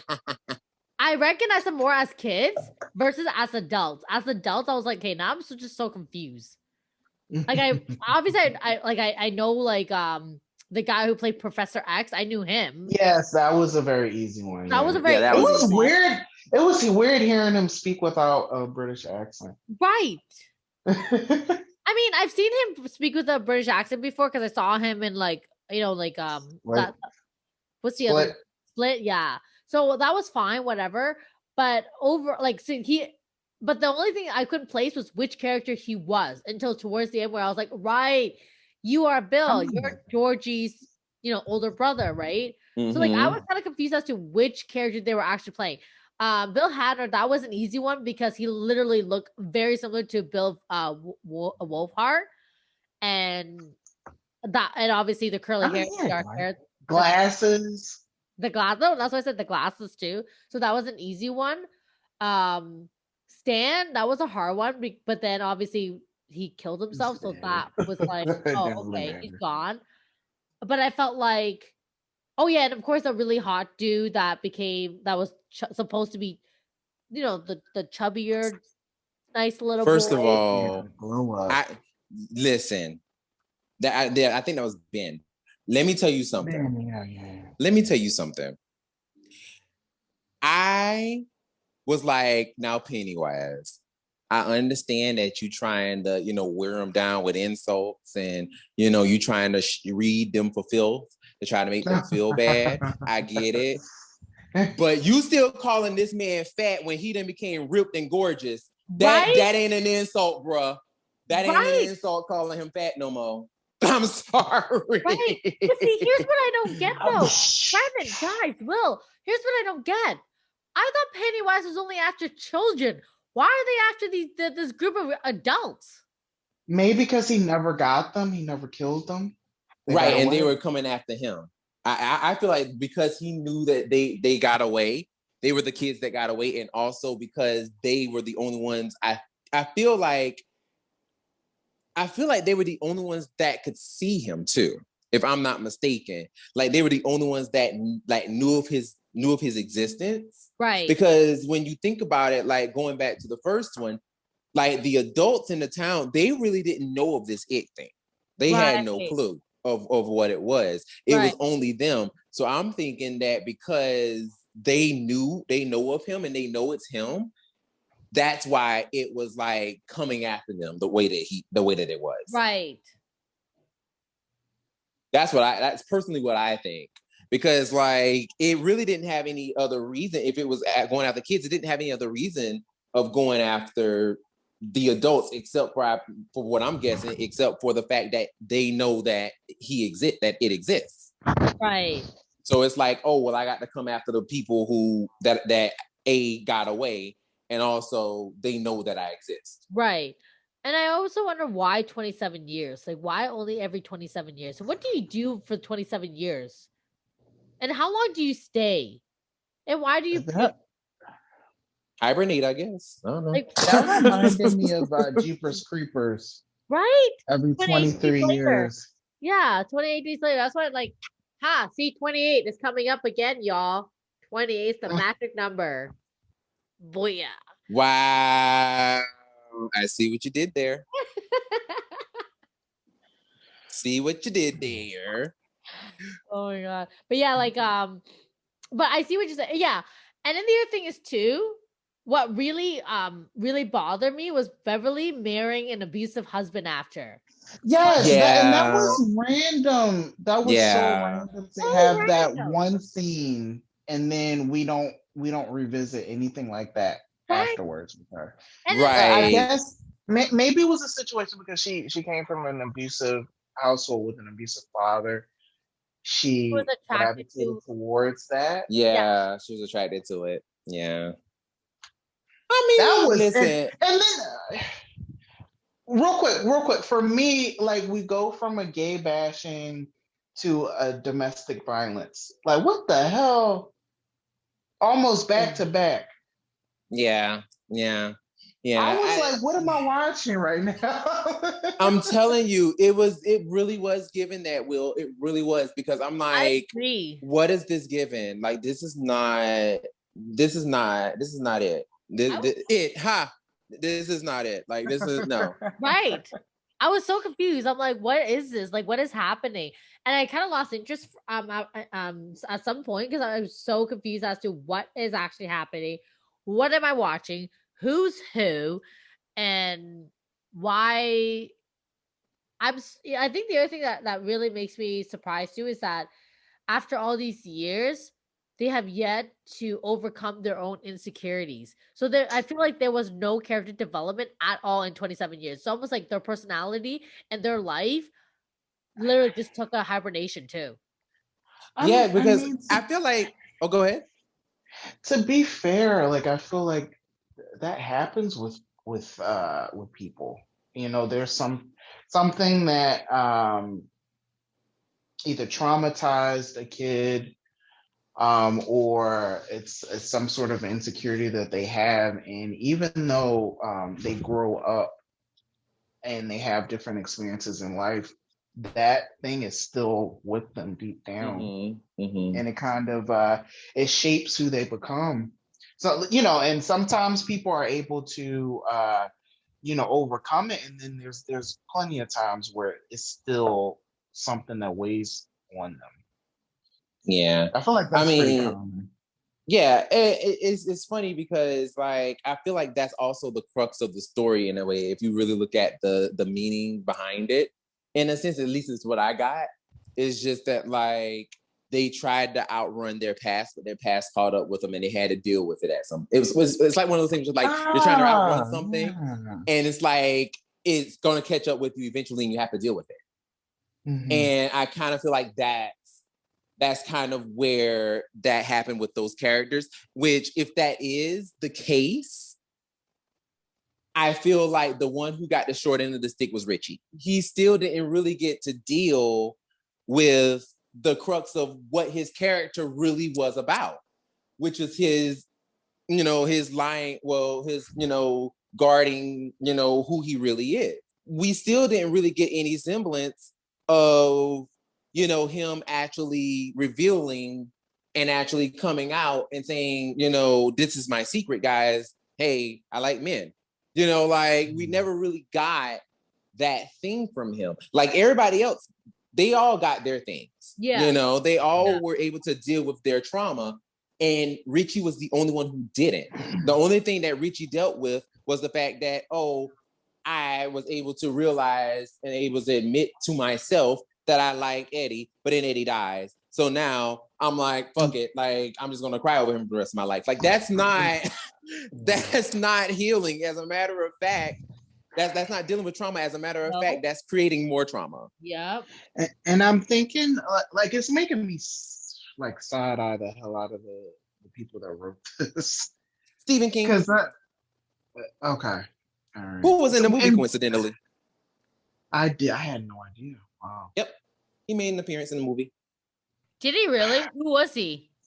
I want to say it was the scene. What was that scene? It was one of the scenes where I want to say it was during one of Eddie's vignettes when Eddie went into that store and he was talking to the guy with the hat. Yeah, I want to say it was the pharmacy scene. Or when it was either Eddie's vignette or it was Bill's vignette. It was one of the two. I can't remember which one, but it was one of their vignettes where each one of them had to deal with Pennywise on their own, and he was in one of their scenes.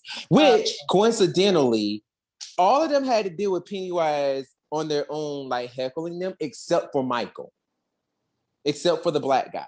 Which I found very interesting because the black guy never had to deal with Pennywise by himself with him like coming after them like that. They never deal with that. I love the fact that the black man, he is the one that kind of like he had everything together. He brought everything together. He seemed like he was the one with even though he never left the hometown. It seemed like he was the most kind of stable No, out he of was all of not them. stable. You know You why he was didn't not think so? stable? He was Oh, because obsessed. he lied. He lied. No, he was obsessing over Pennywise um, since the day that they all met Penny. So remember where he was living? He was obsessing over Pennywise, trying to learn everything about Penny. He had an odd obsession, and that was not healthy. He put his whole life on hold to try to prepare for 27 years later. Oh, that's fair. That's fair. That was not like you. I'm not sure. I'm sure you probably remember at the end of it, he decided to pack up his whole like life in that Right. little office, and he said his goodbye. That was when he finally moved Mhm. on, right?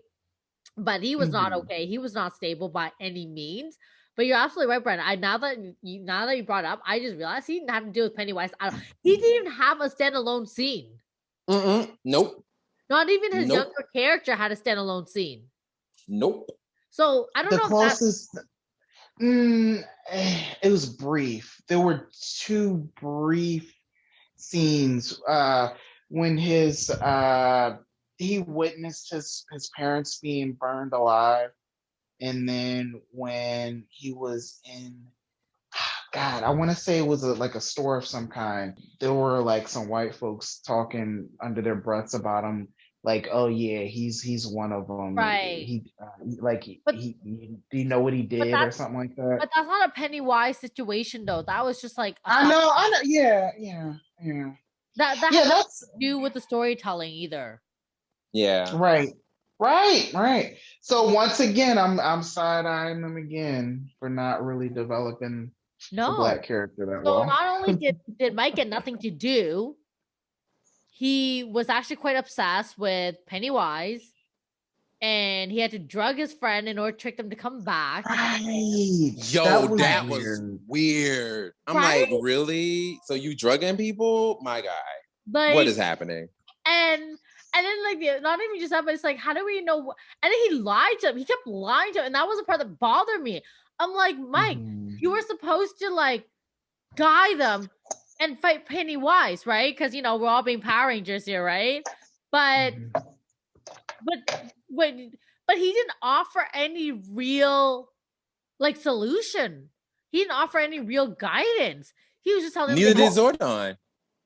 Well, he was you know what? Something that I liked with the Power Rangers was he basically sent them on their Zeo quest to find the tokens that they needed to do the Good point. ritual. Yeah, they're artifacts. So They're 7 artifacts. yeah, and that was the thing. He did have a solution, which was that ritual that they did. But it didn't Yeah, work. it just failed. It didn't work. He lied. Remember? Well, it's not. I don't think it was so much that he lied. It was more so that he realized that like the ancient people who tried to do it didn't work for them. But so I guess it was more so one of those things where it's like he figured that it would work for them, but it didn't. Right. But the thing is, like, he didn't disclose that, like he didn't, I don't know. It's just like I just felt like you're literally risking so many lives and you're okay with this. You're okay with killing all these people if they don't make it out. Well, I don't think I'm not gonna say he was okay with it. I feel like it was more so one of those things where it was the desperation. I feel like that's what it really was. It was the desperation of just being like, I really hope this thing works because I really want this thing going. And I'm going to go through any means necessary to make sure that this thing is killed. And it was almost kind of like he was banking on it so much that he was willing to bet the lives of his friends. Which he shouldn't have done. Yeah. But I feel like that's really what it was. He was just so like amped up and was trying so hard to like make sure he had this right. So because it was one of those things where it was like, I gotta make sure this thing works. I gotta make sure this thing works. And the only way that I can make sure that this works is by convincing them that, in order for them to get these items that are personal to them, so that we can do this ritual and then, we can go ahead and defeat Pennywise. I feel like that was really the main motive, but he went about it the wrong way. Like he was really honestly like legit trying to make it work. But instead of just telling them, like you said, instead of just telling them, hey, this is what I'm trying to do, and give them the option, or at least give them the option of being like whether they want to participate or not. It was more so like, all right, y'all, so I have this foolproof plan that, you know, it's going to work. And it's like, my guy, you don't know if this is going to work. As a matter of fact, the text even say like it didn't work? Like the ancient people didn't even believe that it was even going to work or some shit. Dude, you really don't even have any grounds to stand on with this belief you have. But he was just so convinced. And just like you said, like, you know, when you were saying like the reason why he's not okay, you're exactly right. He's not okay because he did all that research into believing that, oh, this thing is going to work. And it's like, my guy, like, it even said that it didn't work, but you were still willing to risk your friends' lives because you were so into trying to get rid of Pennywise, and so with this crazed and fast infatuation, you know. So yeah, like Michael was not okay either. Nope. Yeah, like, but my thing is, to be truthfully honest, though, like, another thing that really got me was that this movie was not shying away from children deaths, because the way that he ate them children, Vicky, it was the little girl Vicky, and what was the little boy? Under the bleachers. Oh my! First of all, boy. Oh my God, when he got that little boy in the mirrors, in the house of mirrors, I literally screamed. Me too. Wait, I think I did too. But wait a minute. It was the blood spatter for me. I was like, oh God. Wait, so that little boy, the two big moments that we had seen with him prior, I thought was hilarious. The first one was at the Chinese restaurant. Yeah. When, Richie yeah, he thought that he was Penny. Guess he thought he was Pennywise or possessed by Pennywise or something. Yeah. And he like cursed him out, but then he's like, I'm actually a fan of your comedy. And then it's like, what kind of parents did he have where they let that stand? Listen. And didn't like what? And then after that, the moment that Billy had with him, where he saw that he was living in his old house, and he warned him against going to the like don't go to the sewer. And then like he's all like touching him and like shaking him and making him promise. Yeah. And then it's like, what the fuck? Like nobody saw that. Nobody saw it. Nobody did. And then he found out that the kid told him he had to go to the festival, which I guess is the carnival. And then he ended up following him to the carnival and into the house of mirrors.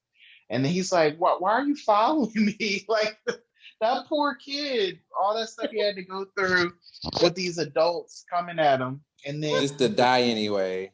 Huh? Then he gets eaten. Yeah, that was. I think. Oh yeah, when the little girl got her cheek eaten off, I screamed so hard.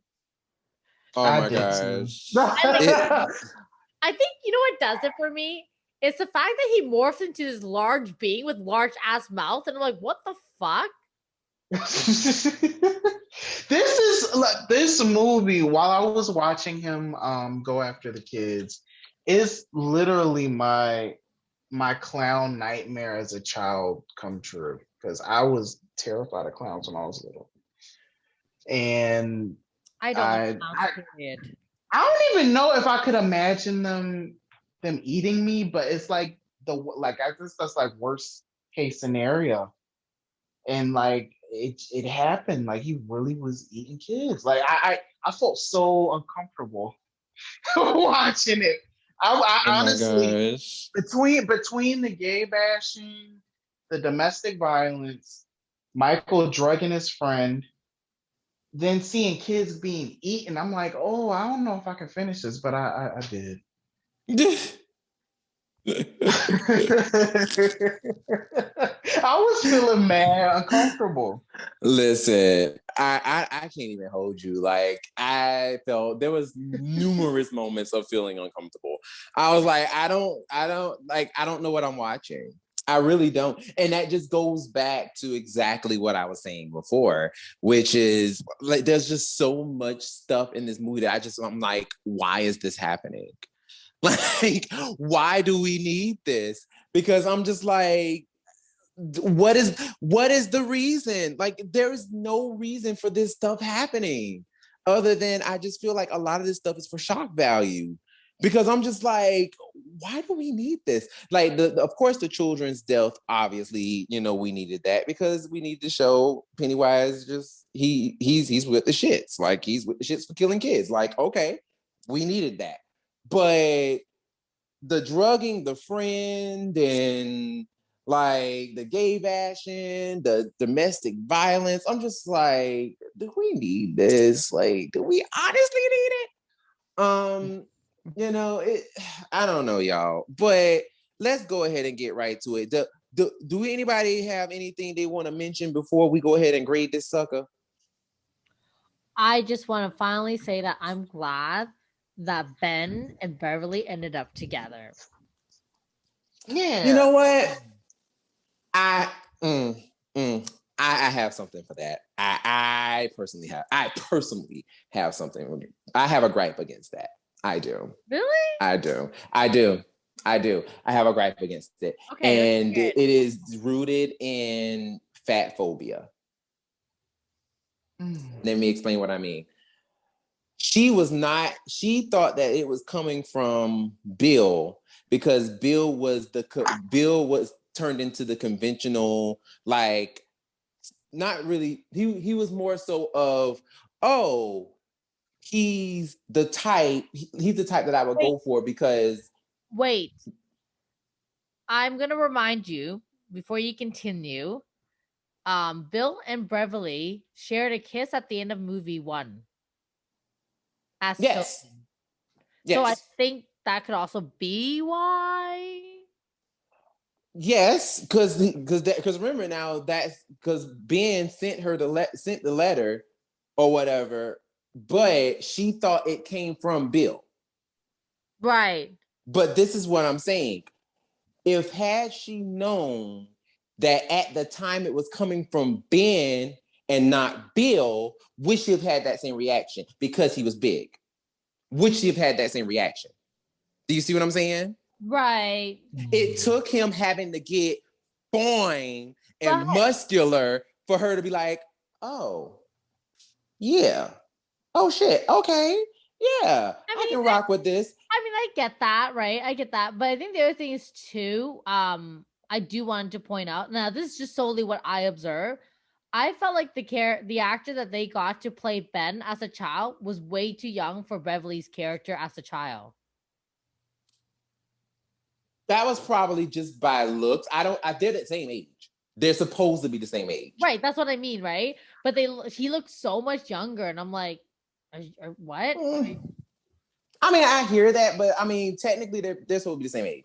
So, right. I mean, it's like, to me, it just goes back to, I just kind of feel like it's one of those things where it's like, oh, it took him to have a glow up and for him to get all like sexy, suavo, good looking man, good looking, dark haired, muscular bodied man, for her to go, oh yeah, I can actually be okay with this. Versus if he were to grow up and still be a big man, you know what I'm saying? It would be like, would she have had that same reaction?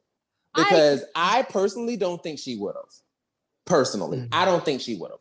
Because going by the types of men that she was going for, because you had you had Bill. Bill, yeah. And then also look at the men who was abusing her. Right. Also fit and spit and trim and all that stuff. So just going by her record from what they've shown us, if he was big, he wouldn't have been her type. He would not have been her type. I mean, I'm just saying. But no, I get that. I hear you, right? I guess at the same time, it could also be a preference too, right? So yeah, absolutely. Yeah. I mean, I hear you, and you're absolutely right. I 100% agree with you that it was definitely fat shaming, and that was not cool at all. But I guess at the same time, in her defense, it could also be it is definitely a preference for her, obviously. Oh, of course. I'm not saying that like, oh, like, not choosing a bigger person is like, oh, you're fat shaming or you're being a fat phobic. No, not saying that at all. But just in the vein of just in the way we know that things work. Yeah. It's more so of like, it's just the way it was framed. Right. Because I agree with you. Because like it's the casting for me. Yeah. Because it's like y'all had to pick the finest looking man with 6-pack abs and talking about he was once fat.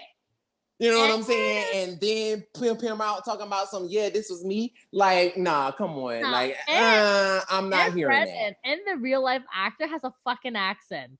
Oh.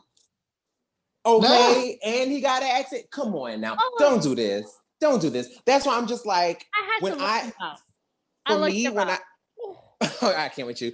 But no, like, for me, like, when I first saw that, I'm like, the first thing that went right into my head was, if he was big, would she have been feeling the same way?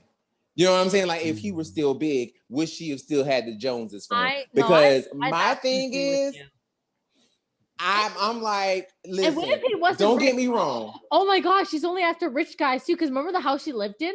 Oh my God.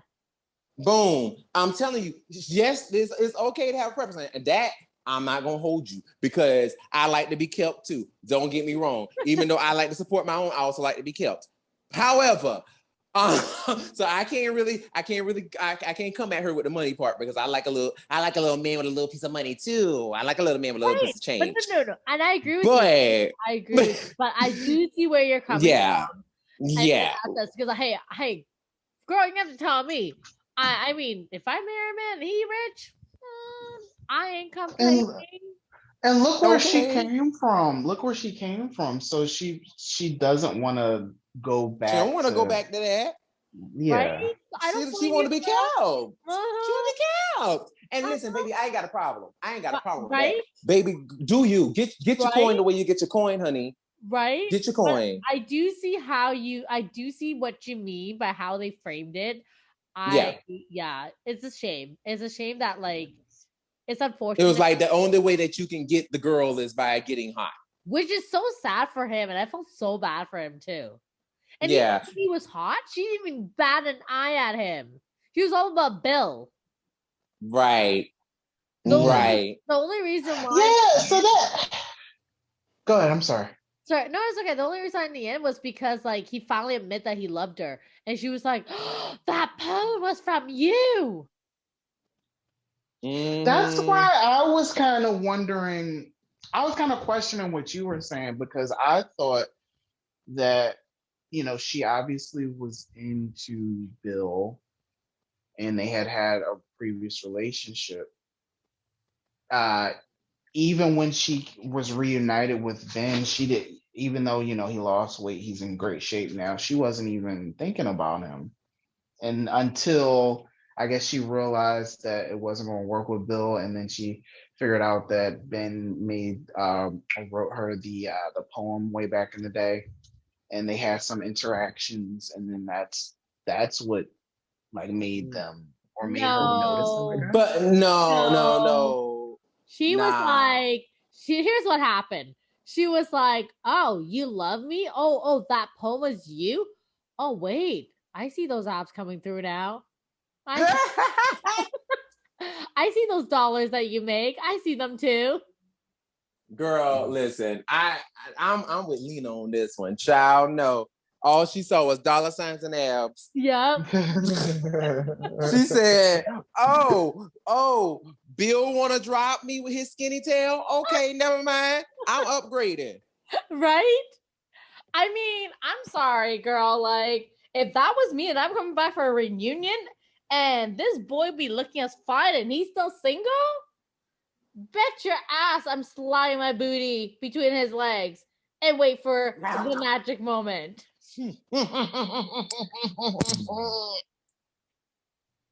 Oh my gosh.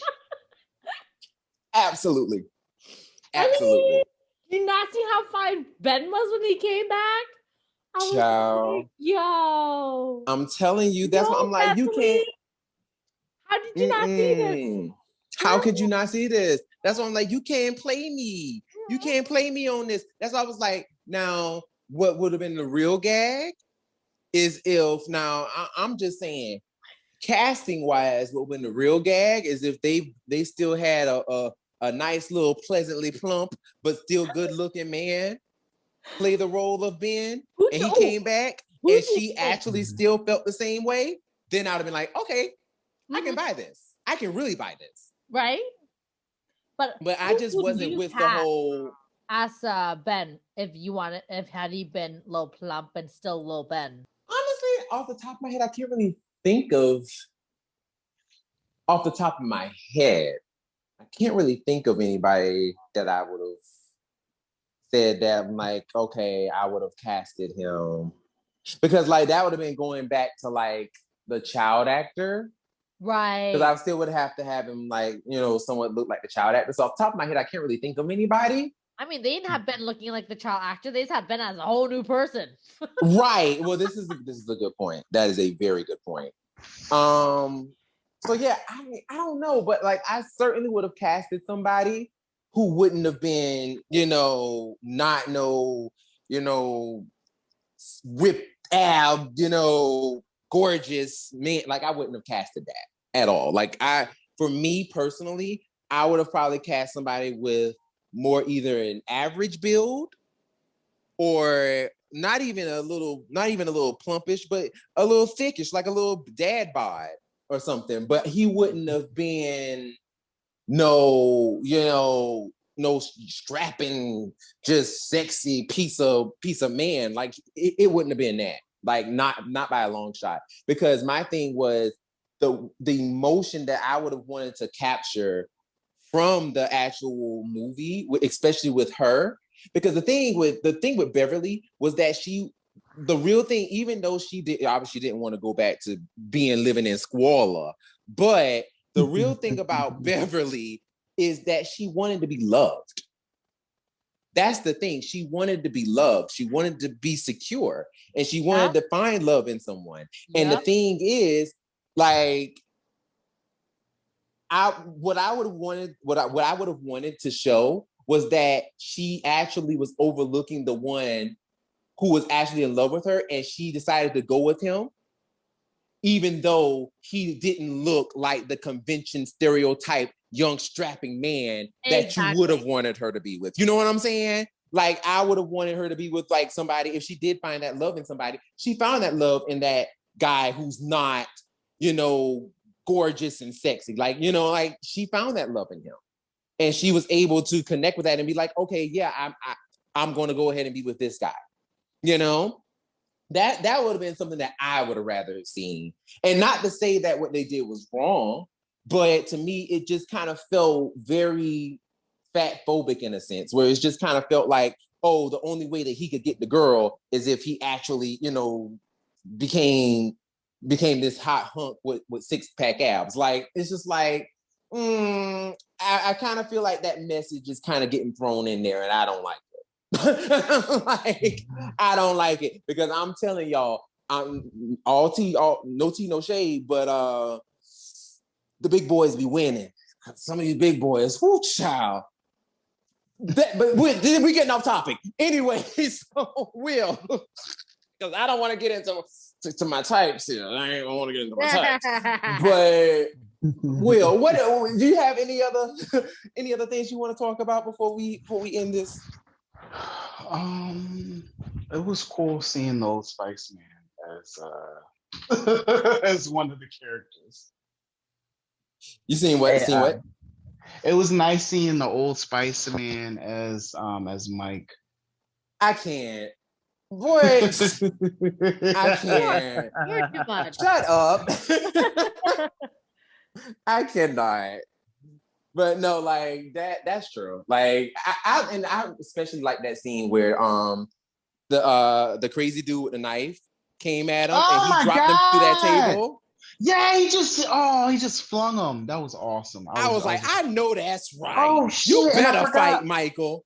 I forgot. Eddie got stabbed in the face. Yeah, he got stabbed in the cheek. Yep. By the Um, little dude. I don't with even know the... how he was talking after he got stabbed in the cheek. I'm like, how the fuck are you talking? Child, a whole knife went through your face. A whole knife. But nah, like that, like I like Michael. Like Michael, when he was fighting old dude, I'm like, that's what I'm talking about. You ain't gonna go down like no punk. He was like, yeah, no, you ain't about to take me out. And then Richie comes and saves the day by putting a doggone hatchet through the man's head. I was like, damn. I threw up right after. And then threw up after. I'm like, okay, way to put your DNA all over the crime scene. Great.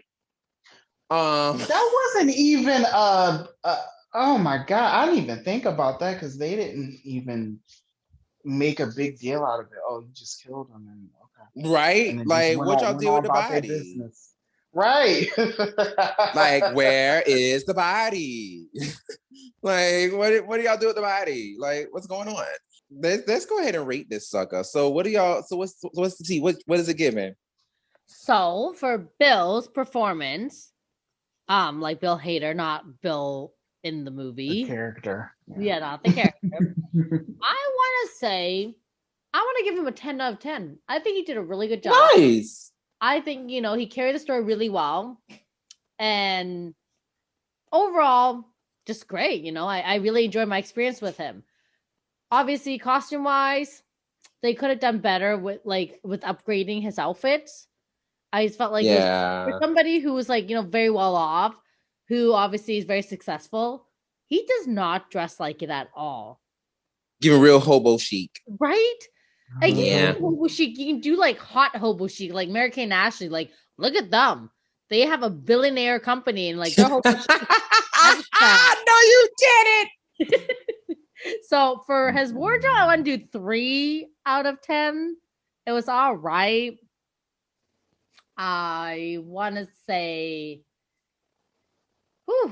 my last thing overall is a movie. As the movie, chapter 2 and chapter 1, I guess we might as well combine them. I want to say 6 out of 10 because, like we mentioned before, there was a lot of confusions. I'll give him an 8 out of 10. I liked his character. He had me laughing all throughout. I feel like if the writers weren't cowards and actually fully realized, him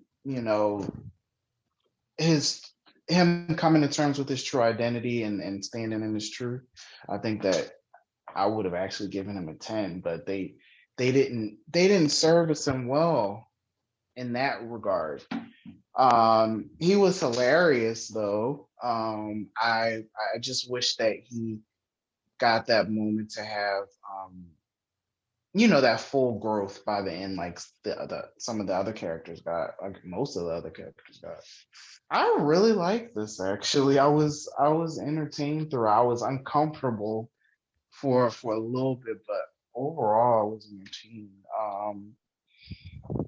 I give it an 8 out of 10. I actually really enjoyed it. Okay.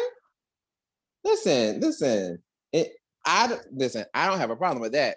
Like, as long as you enjoyed it, that's all that matters. I mean, for me, if we're talking about Bill Hader's character in general, his performance, I absolutely freaking loved his performance. Like, I thought Bill Hader delivered. He was giving us beats, honey. Oh my God, he was giving us beats. Like, I mean, it was the way he was just going from emotion to emotion. It was just like in the same scene, he could be funny, but then in the same scene, it could almost be like, he was funny one minute and then, either scared or traumatized the next. It was just And he played them all at the same time. Like it was masterclass in acting. Loved it. So definitely as a performance, I'm definitely giving him a 10 for sure. His character, however, I just felt like his character was robbed. I felt like his character was robbed, like you said, of any type of growth and dealing with the trauma of their childhoods. I just felt like he was robbed. Like he definitely deserved more to him than what he got.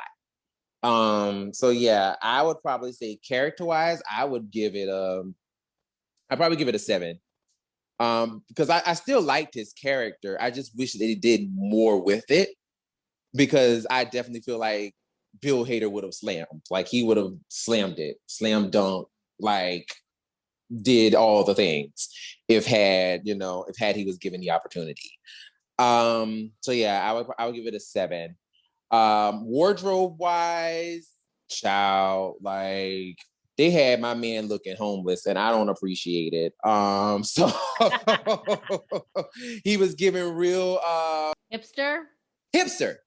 Thank you. Giving real hipster vibes. Right. So I was just kind of like, I guess. Like I didn't really see his character ever really becoming like a hipster like that, but okay. Y'all made a choice. Right. It's like, okay. So I guess I was like, all right, whatever. So I would probably give that like a 6.